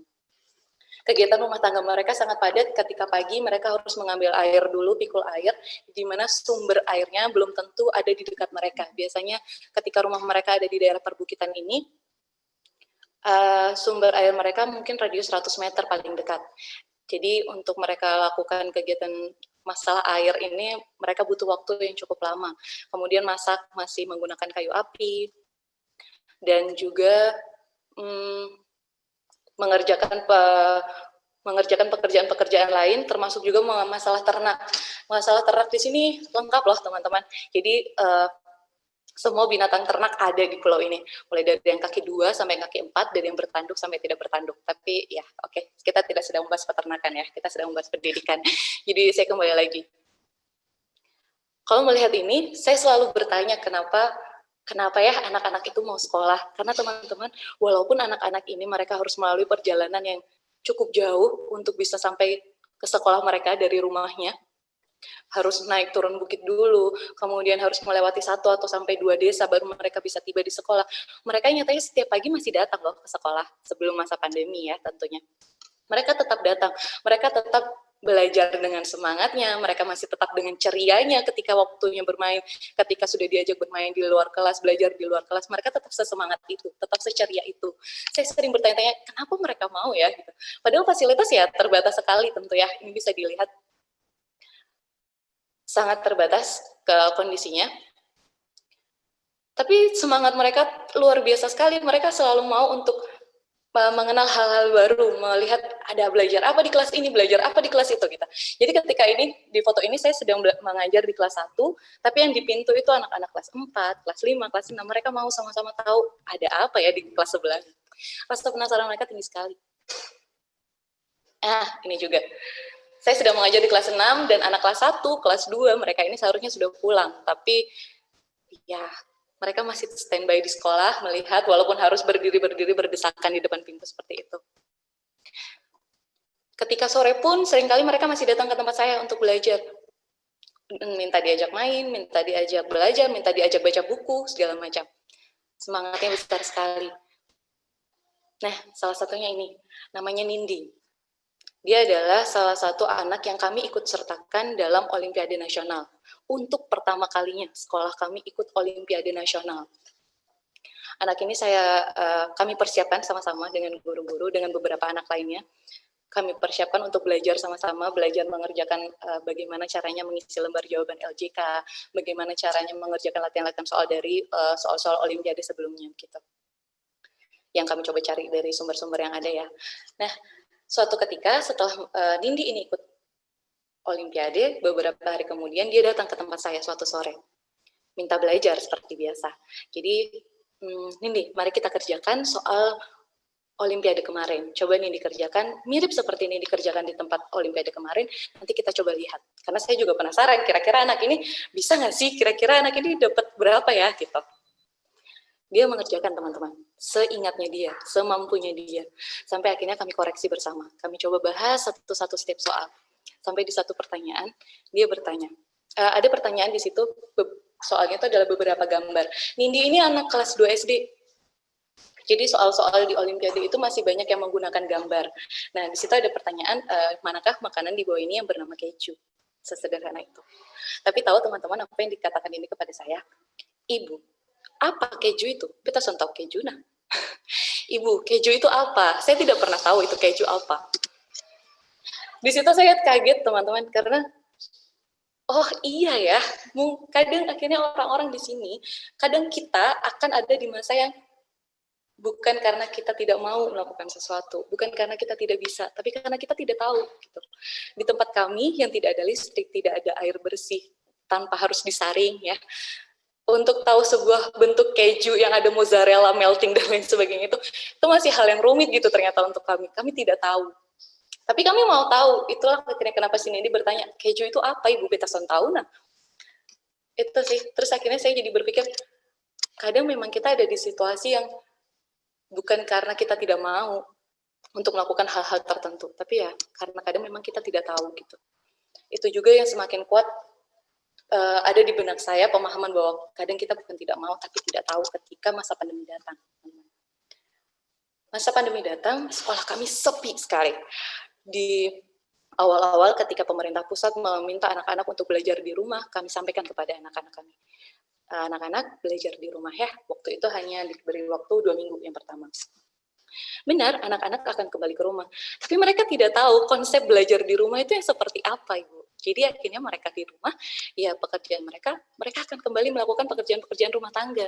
Seperti yang mereka lakukan sebelumnya, hanya bedanya kalau dulu mereka melakukan pekerjaan rumah tangga harus dengan pagi-pagi sekali, supaya mereka bisa berangkat ke sekolah. Kali ini mereka bisa melakukannya seharian karena tidak ada lagi jam ke sekolah. Tidak ada lagi jam pelajaran. Di momen-momen seperti itu, saya biasanya datang ke rumah-rumah warga, ke rumah anak-anak saya di desa. Biasanya butuh waktu sekitar sampai 3 hari untuk bisa mendatangi keseluruhan di desa itu. Biasanya mama-mama atau bapak-bapak yang bertemu dengan saya di rumahnya kala itu, saya sampaikan, maaf mama, kotong belum bisa pergi sekolah. Maaf mama, kita belum bisa memulai lagi sekolah. Maaf mama, karena situasinya belum membolehkan anak-anak pergi ke sekolah. Tolong temani dulu anak-anak belajar di rumah ya mama. Tolong ingatkan anak-anak cara baca. Tolong ingatkan anak-anak tentang huruf. Tolong ingatkan anak-anak cara berhitung. Waktu itu bapak mama responnya hanya iya ibu, iya ibu, iya ibu. Hanya iya, iya, iya. Tapi ketika akhirnya 2 minggu pertama, oke, iya ibu, iya ibu. 2 minggu kedua, 2 minggu ketiga, sampai akhirnya hampir masuk 2 bulan, ternyata mereka mulai risau teman-teman. Akhirnya mulai banyak ketika saya datangi lagi warga-warga desa saya, mereka mulai bertanya, ibu, kapan le kotong sekolah nih? Kapan le anak-anak ini pergi sekolah? Kapan lagi ibu anak-anak ini pergi ke sekolah? Kapan lagi anak-anak ini belajar di sekolah dengan guru-gurunya? Saya takut anak-anak ini nanti akan lupa cara berhitung, lupa dengan huruf-huruf, lupa cara membaca gitu. Akhirnya kami mencoba untuk yuk sama-sama. Ternyata di sekolah guru-guru juga mulai mengkhawatirkan, orang tua juga mengkhawatirkan. Akhirnya kita berkumpul untuk saling berbicara, saling menyampaikan kekhawatiran kita masing-masing. Dan teman-teman yang kami dapatkan adalah pandemi ini menjadi pengingat bagi kami. Menjadi pengingat bahwa pada dasarnya pendidikan memang bukan hanya tanggung jawab lembaga pendidikan. Pendidikan di bangsa ini bukan hanya tanggung jawab sekolah, bukan hanya tanggung jawab guru, tapi semua orang, tapi semua warga negara. Bukankah karena pendidikan itulah menjadi salah satu tujuan negara ini dimerdekakan? Akhirnya, dari pertemuan itu kami sepakat bahwa kalau anak-anak memang belum bisa ke sekolah, maka orang tua yang akan temani mereka belajar. Maka kakak-kakaknya yang akan bantu mereka belajar di rumah. Maka kita semua yang ada di sini yang akan membantu mereka belajar. Karena ketika kalau misalnya ya, kita punya 2 kaki, ketika salah satunya melemah, maka kaki yang lain harus menguat. Ketika kita bergandengan, ketika ada salah satu yang lain melemah, ya kita harus saling menguatkan, saling berpegang. Sehingga ketika sekarang sekolah tidak bisa menjadi salah satu lembaga untuk ruang anak-anak itu belajar, maka ruang yang lain yang harus menguat. Masyarakat, orang tua, pemuda, siapapun. Dan teman-teman setelah pertemuan hari itu, saya ingat sekali, karena ternyata akhirnya dari pertemuan itu muncul banyak sekali semangat-semangat baru dari orang tua, dari warga desa, dari anak-anak muda di desa. Mereka menyadari bahwa keterbatasan itu bukan halangan. Kalau misalnya ada teman-teman lihat gambar di sini, yang tampak dari depan wajahnya itu adalah Mama Gian, salah satu orang tua siswa. Mama Gian ini mengantar anaknya, si Putri ini, untuk datang ke sekolah supaya dapat materi, entah itu hanya 30-45 menit dari gurunya, untuk kemudian membawa bahan belajar lagi pulang ke rumahnya. Nah, ketika sesi mereka sudah berakhir, Mama Gian ini minta kapur tulis. Saya yang waktu itu memang sedang ada di ruang guru, bertanya teman-teman, Mama, so ada papan memang kok di rumah? Saya bertanya, Mama memang sudah punya papan kah di rumah? Kenapa minta kapur? Mau tulis di mana, Le, kalau tidak ada papan, toh? Saya lupa, teman-teman, bahwa masyarakat di Kabupaten Saburai-Jua ini mayoritas masih rumahnya rumah daun. Dindingnya dari anyaman daun atau juga dari papan triplek. Ini yang digunakan adalah daun lontar ya. Itulah kenapa mereka disebutnya sebagai Pulau Sejuta Lontar, 1000 lontar. Karena memang di pulau ini banyak sekali pohon lontar. Teman-teman tahu apa jawaban dari Mama Gian ketika saya katakan begitu? Mama Gian berkata, gampang saya Ibu, banyak juga papan di rumah toh katanya. Gampang sudah Ibu, banyak kan papan di rumah. Jadi teman-teman ternyata yang dijadikan papan oleh Mama Gian adalah dinding rumahnya. Dinding rumah itulah yang kemudian dia sulap menjadi papan tulis untuk anaknya. Dialah yang kemudian menyulap dirinya untuk menjadi guru bagi anaknya.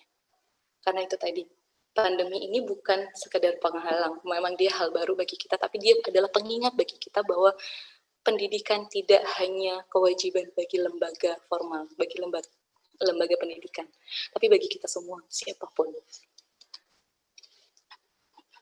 Sehingga kalau misalnya ditanya sekarang, kita sebagai pemuda, sebagai orang-orang yang mungkin pernah mengenyam pendidikan, pernah punya sesuatu nih sekarang, apa yang bisa kita lakukan? Yuk coba mulai dari apa yang kita punya, dari apa yang kita bisa, dimanapun kita berada. Sesederhana, teman-teman, menciptakan lingkungan yang ramah untuk anak-anak belajar. Contohnya, cobalah ketika memang anak-anak itu sudah waktunya belajar, kita sebentar saja meletakkan ponsel, temani mereka belajar. Atau mungkin kita berikan mereka kesempatan untuk belajar dengan kita matikan TV di rumah. Kita matikan HP kita sebentar, supaya mereka bisa fokus untuk belajar. Mereka tahu bahwa mereka tidak sendirian melawan pandemi ini untuk tetap belajar. Tapi ada kita, semuanya yang mendukung mereka untuk tetap memiliki lingkungan yang layak untuk mereka belajar. Kalaupun misalnya kita ada pengetahuan apa yang bisa kita sampaikan, sampaikan saja. Saya sepakat dengan dua pembicara kita sebelumnya, bahwa di saat-saat yang seperti ini, kita tidak perlu lagi memikirkan kurikulum seperti ini, rencana pembelajaran yang seperti ini, tidak. Mereka hanya perlu menerima hal-hal baru. Mereka hanya perlu menerima pembelajaran-pembelajaran apa yang ada di sekitar mereka untuk kemudian membuat mereka punya pembelajaran baru. Memiliki masa-masa yang memang punya pengalaman-pengalaman yang terisi baru gitu di benak mereka. Mungkin itu sih dari saya. Jadi mari kita mulai dari apa yang kita punya, yang kita bisa, dari manapun kita berada. Kursumangi. Terima kasih. Oke, terima kasih banyak Kak Sukma untuk pembahasannya tadi sangat menarik karena memang kemungkinan besar kita semua di sini tidak tahu kondisi di tempat Kak Sukma mengajar, dan tadi sangat membuka mata kita bahwa rasanya keluhan-keluhan yang kita ajukan selama ini, seperti misalnya jaringan internet yang susah, atau karena belajar online jadi ngantuk, susah dengerin masukan dari guru, rasanya itu tidak ada apa-apanya dibandingkan yang teman-teman kita hadapi di NTT sana.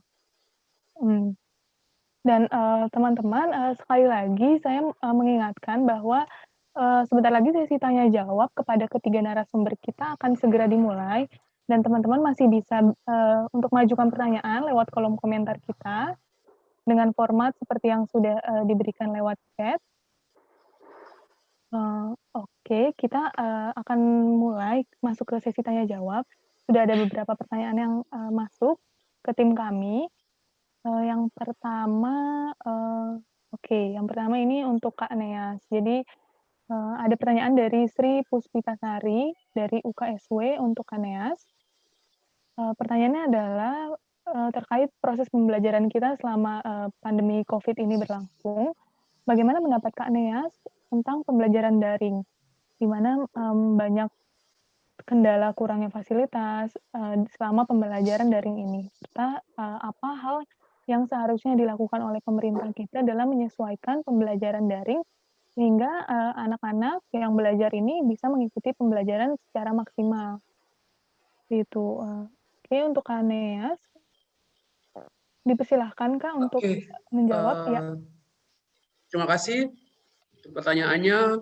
Untuk selama pandemi ini memang di Papua sendiri dampaknya memang sangat besar juga. Tapi kalau untuk di daerah, di kampung tempat di mana saya ini juga bekerja, di kampung itu kalau bilang dari ini di sana kan tidak ada listrik sama tidak ada internet juga, jadi dampaknya tidak separah kayak di kota begitu. Di sana kami masih bisa, karena setelah lockdown orang-orang dari kota dilarang ke kampung, terus orang dari kampung dilarang ke kota, akhirnya tidak ada untuk penyebaran COVID juga mengurangi, terus aktivitas walaupun anak-anak itu tidak kita masih belajar seperti biasa, cuman mengurangi jam belajarnya seperti itu, mengurangi jam belajarnya itu untuk yang daerah di kampung sana, dan mereka masih semangat belajar dengan kondisi yang fasilitas yang ada gitu. Tapi memang di kampung-kampung untuk fasilitasnya memang tidak bagus di kota, tapi mereka semangatnya tetap ada gitu. Tapi kalau untuk di kota, di daerah Wamena dan di Jayapura memang dampaknya sangat besar sekali, di mana masyarakat, apalagi masyarakat yang ekonominya lemah gitu. Ekonominya lemah, banyak anak-anak yang mereka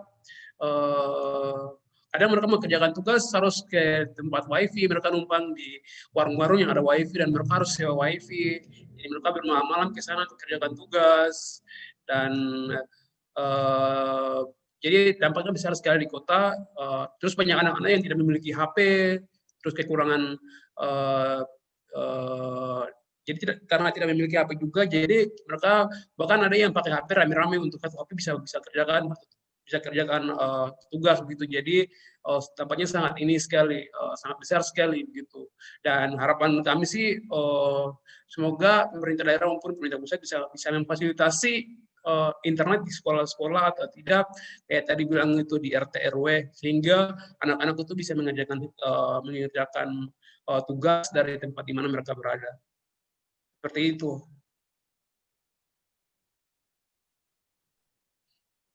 Baik, dari penanya Sri Puspitasari, apakah ada tanggapan terhadap jawaban dari Kak Neas? Atau sudah cukup jelas?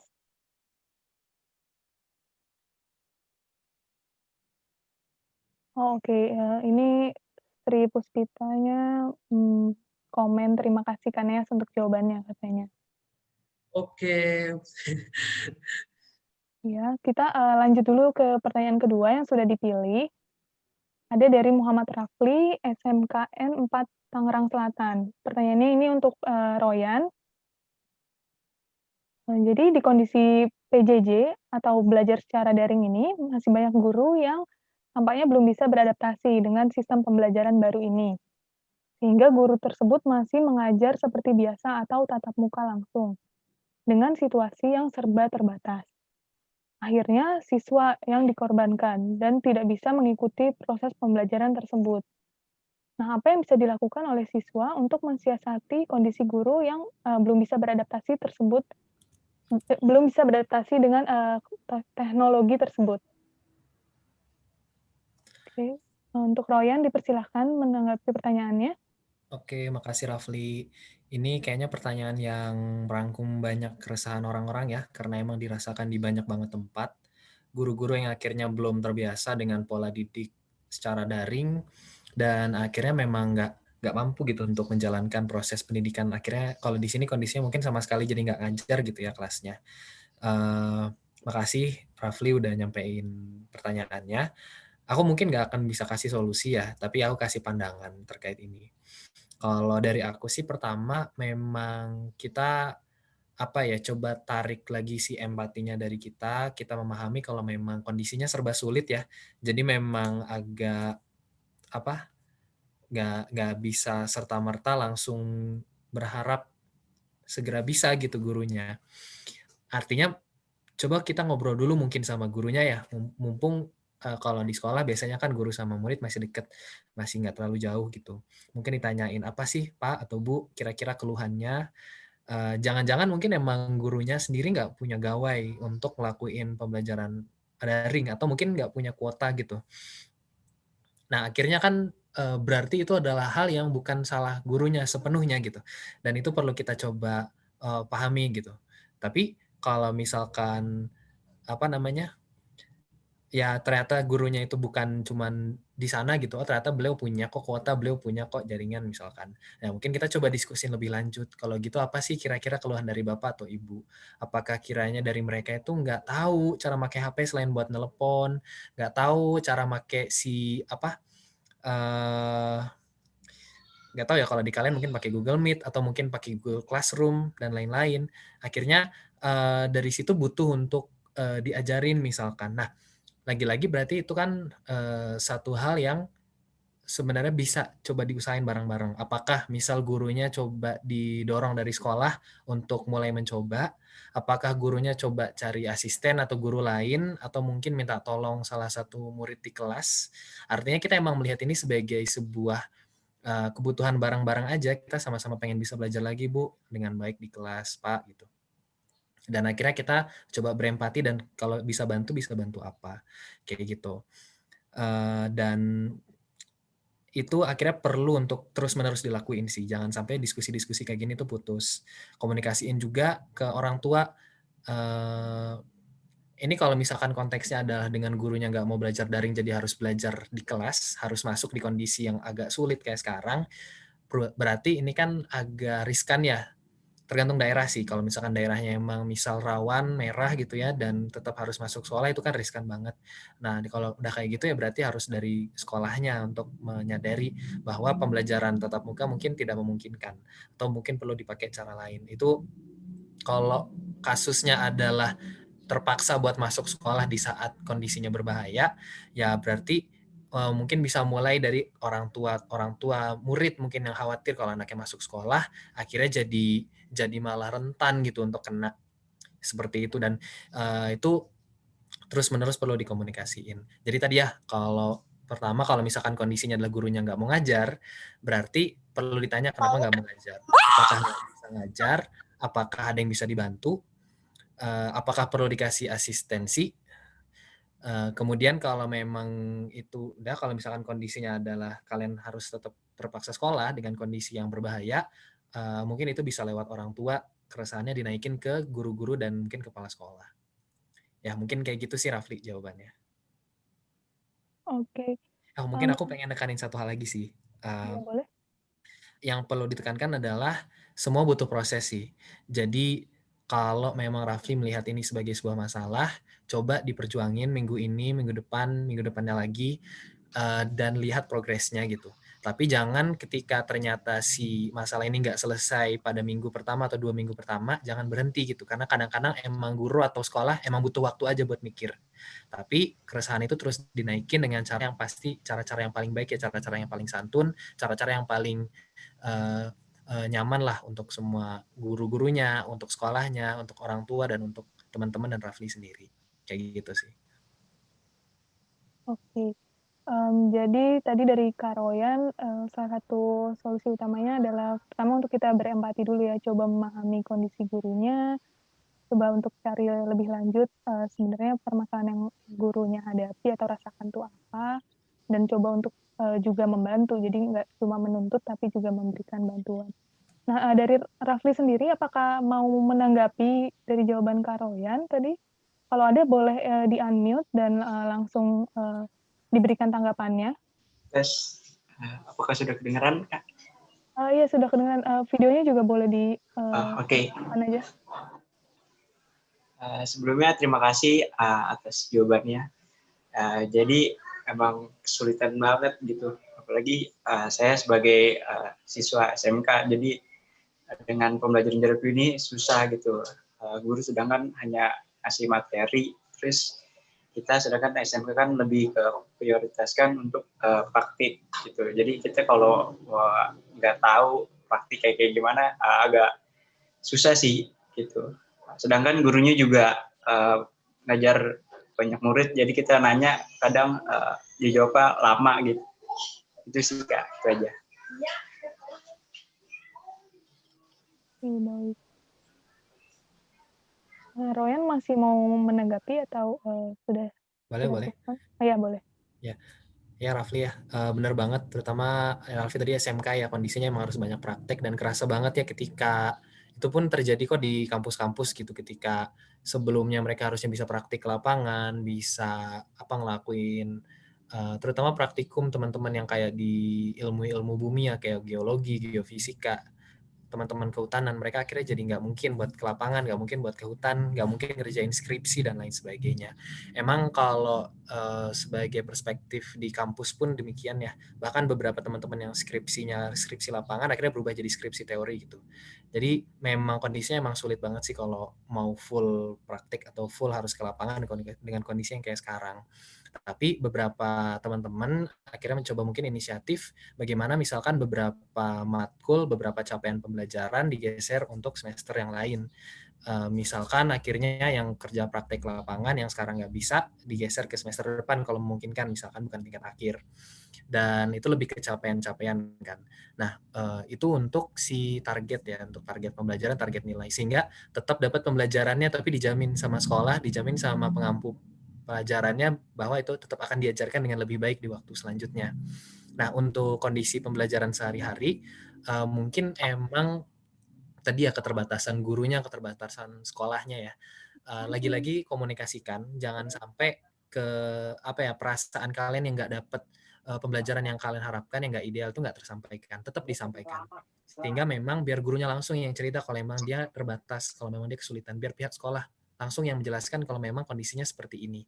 Nah, ya udah dengan kondisi itu harapannya bisa ya keresahannya sampai, dan kalau bisa tentu jadi lebih baik. Tapi dengan tetap keterbatasan yang ada, saran aku sih sekarang teman-teman bisa coba lebih kreatif juga, cari pembelajaran-pembelajaran alternatif.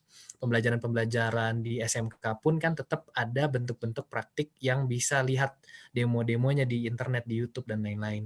Aku nggak tahu sih, mungkin nggak cocok ya, tapi itu bisa jadi satu alternatif kecil untuk nyiapin. Dan ketika emang butuh praktek lapangan, misalkan teman-teman itu dari teknik mesin, butuh ngoprek-ngoprek motor, atau elektronika yang butuh untuk megang-megang alat dan kalian nggak punya alatnya, saran aku sih tadi, minta untuk pembelajaran yang itu bisa diberikan di waktu lain ketika memang sudah bisa masuk sekolah seperti pada biasanya, gitu sih. Baik, terima kasih Royan untuk tanggapannya.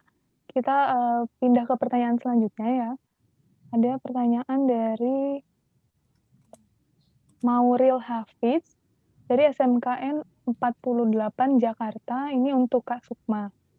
Jadi pertanyaannya Kak, apa saja inisiatif, program maupun bantuan yang telah diberikan pemerintah daerah kepada anak-anak didik Kakak di daerah NTT sana terkait masalah pendidikan yang dihadapi? Oke, terima kasih Aryan. Ya, teman-teman, saya coba sampaikan ya, bahwa kondisi yang tadi saya ceritakan itu tidak hanya terjadi di sekolah saya, tapi juga di Pulau Sabu hampir secara keseluruhan, dan juga di Pulau Raijua yang terpisah pulaunya dengan Pulau Sabu. Jadi kalau misalnya ditanya, pemerintah ada buat apa nih untuk masyarakatnya seperti itu, misalnya begitu ya. Kondisinya jadi seperti begini kalau diilustrasikan. Jadi kita ini ada dalam satu rumah yang semuanya sama-sama kelaparan. Jadi kalau misalnya pemerintah juga mau memberikan apa juga mereka pasti akan kebingungan gitu. Seperti yang tadi saya sampaikan bahwa pendidikan itu tidak bisa lagi hanya disandarkan pada salah satu pihak. Dan kabar baiknya teman-teman, ketika masa-masa pandemi, masa-masa sulit seperti ini, justru pemerintah ini banyak mendapatkan bantuan dari teman-teman penggerak lainnya. Kami menyebutnya mereka adalah penggerak pendidikan. Mereka adalah orang-orang yang sebenarnya bukan bergerak di bidang pendidikan, tidak berkecimpung sama sekali di dunia pendidikan, tapi mereka memiliki panggilan, memiliki kesadaran, memiliki tergerak hatinya untuk membantu anak-anak sekolah. Jadi akhirnya orang-orang ini tadi, mereka kisaran masih pemuda juga sih ya, usia-usia 20 tahun sampai 35 tahun. Mereka yang membuat bahan ajar untuk anak-anak di sekolah, anak-anak yang ada di daerah-daerah, di desa-desa. Jadi kebetulan posisi mereka ini ada di kota, tapi kota kami jangan dibayangkan dengan kota-kota yang ada di luar pulau kami ya. Jadi mereka masih ada akses listrik walaupun terbatas, masih ada alat cetak begitu. Jadi mereka membuat materi-materi belajar, membuat materi-materi permainan yang kemudian mereka gandakan dan mereka bagikan. Bukan mereka, tapi kami sama-sama. Jadi kami bagikan sama-sama ke anak-anak ini tadi. Jadi program-program dari pemerintah itu kalau misalnya secara real mungkin akan masih kesusahan karena pemerintah sendiri juga dalam kondisi yang susah ya dengan akses secara geografis yang seperti ini begitu. Tapi ketika mengalami kesusahan seperti itu ternyata banyak orang-orang yang saling tergerak untuk saling membantu. Jadi penggerak-penggerak inilah yang kemudian mereka tergerak memberikan bentuk bahan-bahan ajar yang baru untuk anak-anak sehingga mereka tidak perlu pergi ke sekolah, tidak perlu menunggu perpustakaan sekolahnya dibuka untuk mereka mendapatkan permainan-permainan atau bahan-bahan belajar yang baru. Sederhana sih bahan belajarnya teman-teman. Kalau teman-teman ingat tentang Teka-teki Silang misalnya, atau majalah-majalah yang mungkin teman-teman pernah nikmati ketika masa-masa TK atau SD, itu yang mereka buat. Jadi mereka buat hanya satu lembar kertas sebenarnya, dan itu tidak yang sampai pakai layouting, pakai Corel Draw, kemudian pakai alat-alat editor yang baik ya, nggak yang sampai berat-berat seperti itu. Mereka sederhana saja dengan Microsoft Word, dengan Word mereka buat sampaikan, kemudian mereka gandakan, mereka bagikan. Dan materi-materinya juga seperti yang saya sampaikan tadi, tidak yang harus sesuai dengan kurikulum, karena materinya apa yang ada di sekitar mereka, gitu. Apa yang ada di sekitar lingkungan kita yang mudah saja kita pelajari. Belajar berhitung bisa dari gambar-gambar, belajar mewarnai, belajar kemudian membuat puisi, belajar tentang daerahnya dari cerita-cerita yang disampaikan dengan dongeng atau dengan hal-hal yang lebih sederhana untuk anak-anak. Gitu sih, menjawabkah kira-kira? Ya untuk Mauriel, apakah mau menanggapi tadi dari jawaban Kak Sukma? Kalau ada boleh langsung di-unmute dan dinyalakan videonya, langsung saja memberikan tanggapannya. Oke, katanya sudah cukup Kak, terima kasih banyak. Oke teman-teman, jadi tadi itu 3 pertanyaan untuk termin 1 kita ya. Dari situ kita bisa pahami bahwa pandemi ini memang memberikan pengaruh ke seluruh pelajar, pengajar, dan mahasiswa di seluruh Indonesia. Tapi poin pentingnya adalah berbagai kesulitan yang kita hadapi ini jangan sampai membuat kita menyerah atau hanya memprotes terkait kondisi kita, tapi juga harus coba memahami kondisi seperti tadi misalnya pengajar kita, apakah mereka juga menghadapi kesulitan yang sama, lalu kalau memang kita bisa saling membantulah, dan jangan menyerah. Intinya kalau memang sudah kita komunikasikan masalahnya tapi masih belum selesai, maka kita coba manfaatkan apa yang ada, kita coba untuk mencari solusinya sendiri. Jadi jangan sampai menyerah dengan kondisi yang ada. Kita masuk ke termin 2 untuk sesi pertanyaan selanjutnya. Oke, ini ada pertanyaan dari Keisa Euli Isabel, SMAN 2 Tasikmalaya untuk Royan. Jadi pertanyaannya adalah, dalam kondisi pandemi ini, peserta dituntut untuk belajar mandiri di rumah atau tempat tinggal masing-masing. Tapi bagaimana apabila peserta didik ini tinggal di lingkungan rumahnya yang kurang mendukung? Seperti misalnya ada konflik keluarga, sehingga ini bisa mempengaruhi suasana belajar di rumahnya. Bagaimana pembelajaran dari rumah tersebut bisa efektif untuk siswa yang memiliki kondisi itu, dan apakah perkembangan dari teknologi juga bisa membantu kondisi tersebut? Oke, makasih. Maaf tadi pertanyaannya dari siapa? Dari Keisa. Keisa, oke. Makasih Keisa, pertanyaannya bagus banget. Dan itu juga banyak terjadi ya, kondisi di mana orang tua juga belum terbiasa gitu ya anaknya belajar di rumah, atau anak yang nggak biasa belajar di kondisi rumah yang belum tentu juga kondusif kayak gitu ya. Makasih pertanyaannya, itu bagus banget. Mungkin yang perlu kita perhatikan tadi apa ya, pada akhirnya benar sih, pembelajaran ini bukan cuman soal kita, bukan cuman soal sekolah, tapi juga soal rumah gitu ya. Justru pembelajaran terbesar itu kan di rumah gitu. Gimana caranya supaya di rumah juga mewadahi dan mensupport gitu pembelajaran. Tapi emang kalau kondisinya nggak ideal seperti itu ya, mungkin kalau pertama bisa dikomunikasikan sama orang tua untuk bisa lebih kondusif gitu, itu lebih baik. Bagus banget kalau kondisinya seperti yang diceritakan sama Kak Sukma tadi ya, bagaimana dari orang tuanya itu sendiri sadar bahwa butuh nih untuk jadi bagian dari pendidikan anaknya, terutama di kondisi PJJ kayak sekarang. Tapi kalau emang kondisinya sulit, menurut aku hal pertama adalah komunikasikan sama orang tua kalau memang teman-teman merasa kesulitan untuk belajar.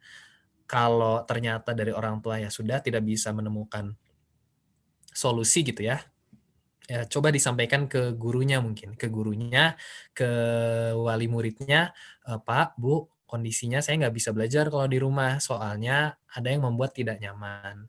Menurut aku ya keluarga kedua di saat kita masih sekolah ya adalah guru-guru kita gitu. Dan di situ mereka harapannya bisa memberikan solusi. Atau, teman-teman yang belajar di rumah bisa juga tanya temennya, "Boleh nggak numpang belajar di rumah kamu? Karena aku merasa nggak bisa belajar kalau di rumah." Atau ya mungkin bukan cuma soal kondusivitas, bisa jadi ketika di rumah emang mager aja dan nggak bisa belajar misalkan. Nah itu akhirnya butuh, keaktifan teman-teman yang belajar tadi ya. Nah, tapi kalau kondisinya adalah mungkin dari sudut pandang orang tua, ya berarti misal orang tuanya yang sadar tuh kalau anaknya yang sadar dan butuh ya. Nah, kalau orang tuanya yang sadar dan butuh ya tadi bisa coba, titipkan ke temannya untuk ikutan belajar atau mungkin, apa namanya, ya bisa coba minta saran dari gurunya apakah bisa belajar di tempat lain yang lebih terbuka. Artinya memang nggak ada solusi cepet nih, sayangnya buat kondisi kayak sekarang. Karena ya, setiap orang punya masalah yang berbeda-beda. Ada yang masalahnya karena keluarganya nggak settle, ada yang kondisinya karena nggak punya kuota. Nah, dengan kondisi yang kayak gini, apa sih solusi di lingkungan terdekat kita yang bisa kita cari dan bisa kita maksimalin? Eee, Kurang lebih kayak gitu sih, dan kalau sebagai wali murid ya, kalau wali murid yang mungkin sadar dengan kondisi seperti itu, alangkah baiknya, aku dengar sempat cerita dari seorang dosen ya, yang agak mengeluhkan, kenapa sih kok dengan kondisi yang kayak sekarang dosen masih dituntut untuk menghasilkan riset paper yang sama, masih dituntut untuk nulis dan apa ya, ngasilin, riset yang sama gitu dengan kondisi yang sekarang. Padahal waktunya bisa dipakai misalkan untuk bantu melakukan bakti sosial, bisa dipakai untuk belajar menggunakan teknologi baru karena kan pasti butuh adaptasi, pun sama dengan guru-guru. Apakah beban belajarnya bisa dikurangi misalkan untuk dialihkan pada penyesuaian dengan kondisi, pada menanyakan adaptabilitas siswa-siswanya juga di sekolah, "Kalian gimana kondisinya?" Jangan sampai dengan kebijakan sekolah yang menuntut, belajar yang lebih tinggi tuntutannya, misalkan akhirnya guru jadi nggak bisa nanya kondisi murid-muridnya yang ternyata nggak efektif pembelajarannya. Jadi mudah-mudahan kesadaran dari pihak-pihak baik siswa, baik orang tua, baik guru maupun dari penyelenggara instansi pendidikan, bisa ngebikin semuanya jadi lebih baik. Dan lagi-lagi cara men-trigger-nya adalah ayo komunikasikan. Jangan sampai kita putus, hubungan, malah yang ada gondok-gondokan semuanya, mungkin kayak gitu sih. Oke, baik Royan, terima kasih untuk jawabannya. Untuk penanya, Keisa apabila ingin menanggapi atau masih, ada yang ingin ditanyakan ke Royan, boleh langsung di-unmute. Oke, dari Keisa udah, jawab di chat. Dan terima kasih banyak untuk jawabannya, sudah sangat membantu, berarti sudah cukup jelas. Kita akan pindah dulu ke pertanyaan selanjutnya. Pertanyaan ini untuk Kak Neas dari Mauril Hafidz, SMKN 48 Jakarta. Pertanyaannya adalah bagaimana kondisi, organisasi intrasekolah atau OSIS di Papua sana? Apakah, di kondisi pandemi ini berjalan seperti biasa, secara online atau, justru tidak berjalan sama sekali?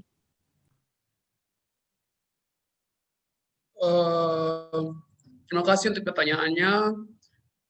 Kalau untuk kondisi sekarang, kayak OSIS begitu, sama pandemi ini, kalau kegiatan berjalan online tetap berjalan. Kayak kemarin mereka ada dari Pemda, mereka buat kegiatan lomba TikTok kayak gitu. Jadi memang itu diorganize dari OSIS, terus mereka bikin ininya dari rumah, terus ini. Jadi kegiatan online tetap berjalan. Dan tapi untuk kalau kegiatan belajar mengajar di sekolahnya, maksudnya mereka tidak ke sekolah begitu. Jadi kegiatan online masih tetap berjalan di Papua. Jadi seperti itu. Oke, jadi kegiatan masih berjalan. Oke, dari Maurel merasa sudah cukup. Terima kasih atas jawabannya, Kak Neas. Dan terakhir teman-teman, ini sepertinya akan menjadi pertanyaan terakhir kita. Ada pertanyaan terakhir untuk Kak Sukma dari Lia Rizkia dari UPI untuk Kak Sukma. Apa hal yang memotivasi Kak Sukma untuk menjadi pengajar di daerah terpencil, dan apakah anak-anak sekolah di daerah tersebut di NTT itu pernah memakai atau mungkin mengenal teknologi dalam menjalani proses pendidikan? Oke, terima kasih Lia Rizkia, terima kasih juga Kak Arin kesempatannya. Kalau ditanya tentang anak-anak dulu ya, mereka mengenal teknologi atau tidak begitu selama pembelajaran, apalagi selama pandemi ini. Kalau yang saya tahu khususnya di tempat saya ya, dan juga teman-teman saya bertugas, jawabannya adalah tidak. Karena kami memang ketika tanpa pandemi pun kami tidak mengenal itu teknologi, menggunakan laptop juga sangat terbatas sekali karena tidak ada listrik yang selalu ada begitu. Ya, kalaupun misalnya panel suryanya memang sedang baik ya bisa sedikit-sedikit. Tapi kalau tidak ya sudah begitu. Jadi kalau untuk anak-anak ini mereka hanya tahu belajar itu menggunakan buku cetak, buku tulis. Kalaupun ada HP itu untuk orang tua mereka biasanya digunakan untuk telepon dan SMS, dan itu pun isi dayanya dengan tenaga dari panel surya gitu. Kemudian motivasi apa? Motivasinya saya masih percaya bahwa ketika kita mengajar sebenarnya kita adalah belajar. Jadi mungkin kalau ditanya motivasinya apa, karena saya mungkin ingin belajar dari banyak hal, dari banyak tempat, dan kebetulan Indonesia Mengajar bisa memberi ruang itu gitu. Jadi kalau misalnya memang teman-teman merasa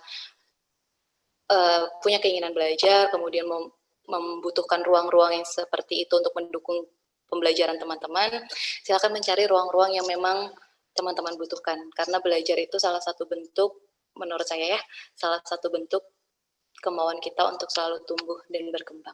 Terima kasih. Baik, terima kasih Kak Sukma untuk jawabannya. Dari penanya, Lia, apabila ingin menanggapi, dipersilahkan atau masih ingin ada yang ditanyakan dari Lia?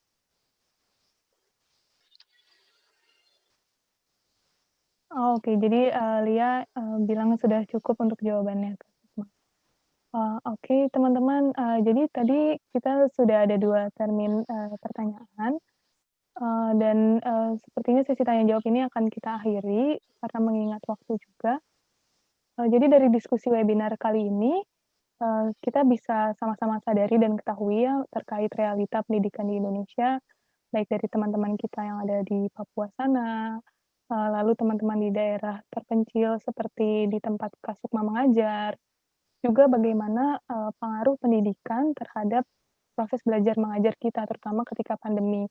Dan nyatanya ternyata meskipun jelas kita lihat sepertinya teknologi menjadi hambatan selama pandemi ini, nyatanya tidak demikian. Karena sebagaimana yang sudah dijelaskan juga oleh Kak Royan, banyak sekali manfaat teknologi yang bisa kita ambil jika kita memang bisa memanfaatkannya dengan baik. Dan juga untuk teman-teman, sebagaimana ketiga narasumber kita yang sangat inspiratif ini, kita perlu sadari bahwa berbagai keluhan atau permasalahan pendidikan yang ada ini sebetulnya bisa kita sama-sama selesaikan. Jadi tidak sekedar menunggu baik pihak sekolah maupun pemerintah untuk menyelesaikannya, tapi kita sebagai muda-mudi Indonesia, sebagai pelajar, pengajar, mahasiswa maupun lulusan-lulusan sekolah, seharusnya juga bisa bergerak untuk membantu menyelesaikan permasalahan ini dan tidak sekedar dengan hal yang langsung hal yang besar, tapi bisa dimulai dari hal-hal yang kecil. Dan untuk membuat perubahan atau pengaruh positif itu tidak perlu ragu, tidak perlu takut, tidak perlu berkecil hati merasa, "Ah, saya cuma bisa ini, ah, saya cuma punya ini, ah, kayaknya pengaruhnya kecil sekali." Jangan pernah berpikir seperti itu karena nantinya jika berpikir seperti itu, kita tidak akan pernah bergerak, kita tidak akan pernah membuat perubahan. Tapi lakukanlah hal yang memang bisa kita lakukan, karena jika kita semua melakukan hal-hal kecil tersebut, lama-lama jika semua bergerak, maka akan menjadi hal yang besar dan bisa memberikan pengaruh yang signifikan kepada dunia pendidikan di Indonesia. Jadi, teman-teman, sekali lagi aku mengingatkan, kita sebagai muda-mudi harus kitalah yang bergerak, karena yang muda yang menata. Oke, terima kasih teman-teman semua, terutama terima kasih kepada narasumber kita, Kak Sukma, Kak Royan, dan Kak Neas, juga para audiens. Setelah ini akan aku serahkan kembali ke MC untuk closing acara. Silahkan kepada Inara.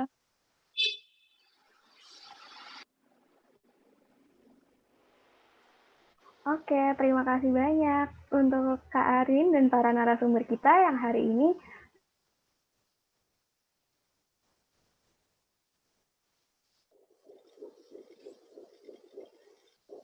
sudah membagikan ceritanya dan sudah bilang dari awal, Kak Nea sudah mengemukakan ke kita bagaimana apa saja sih sebenarnya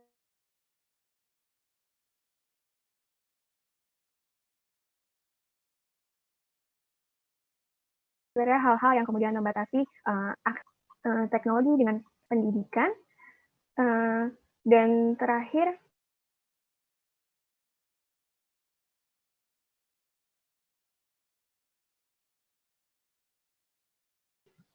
Kak, tentang bagaimana pengalamannya menjadi pengajar muda.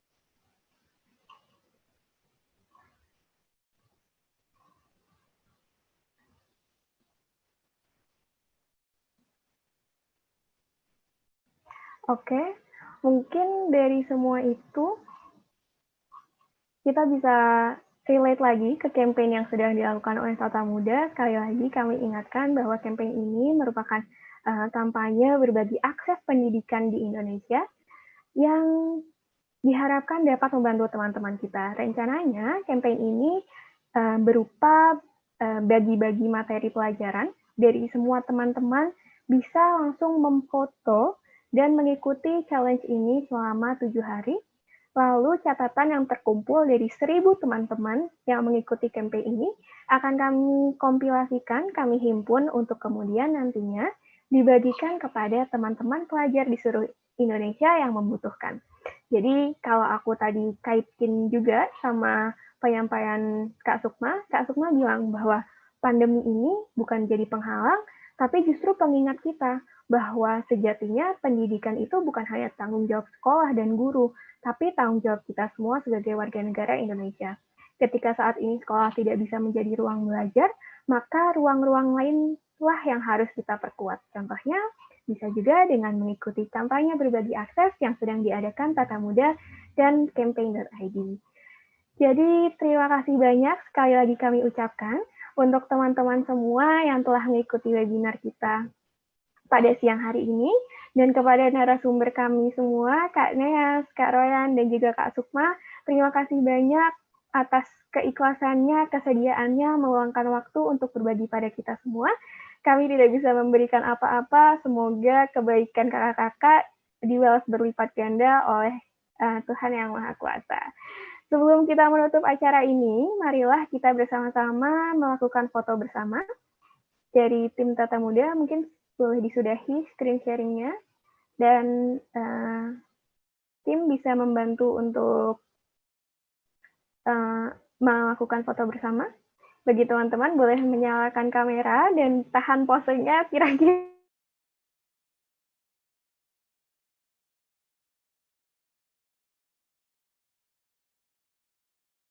selama 10 detik ya, karena ini kita ada beberapa layer.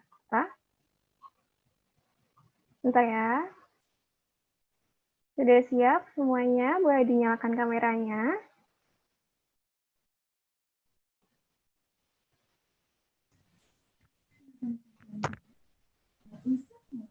Masih menunggu ya, sebentar ya.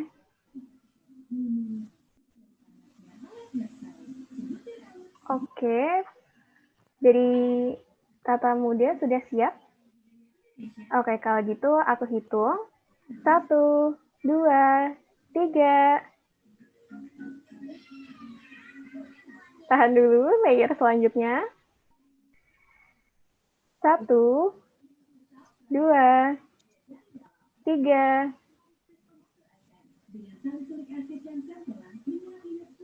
Oke, baik. Sepertinya sudah terfoto semuanya.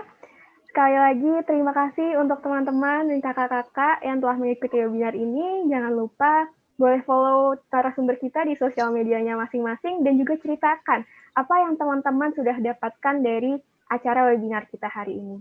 Kami dari Tata Muda mohon maaf sebesar-besarnya apabila masih terdapat banyak kekurangan dalam pelaksanaan webinar kali ini. Semoga teman-teman tidak kapok karena rangkaian acara berbagi akses ini akan masih berlanjut hingga 2 bulan ke depan. Terima kasih semuanya. Saya selaku Master of Ceremony mengundurkan diri. Jangan lupa follow kami di semua media sosial kami. Dan sampai berjumpa lagi di seri webinar yang berikutnya. Terima kasih.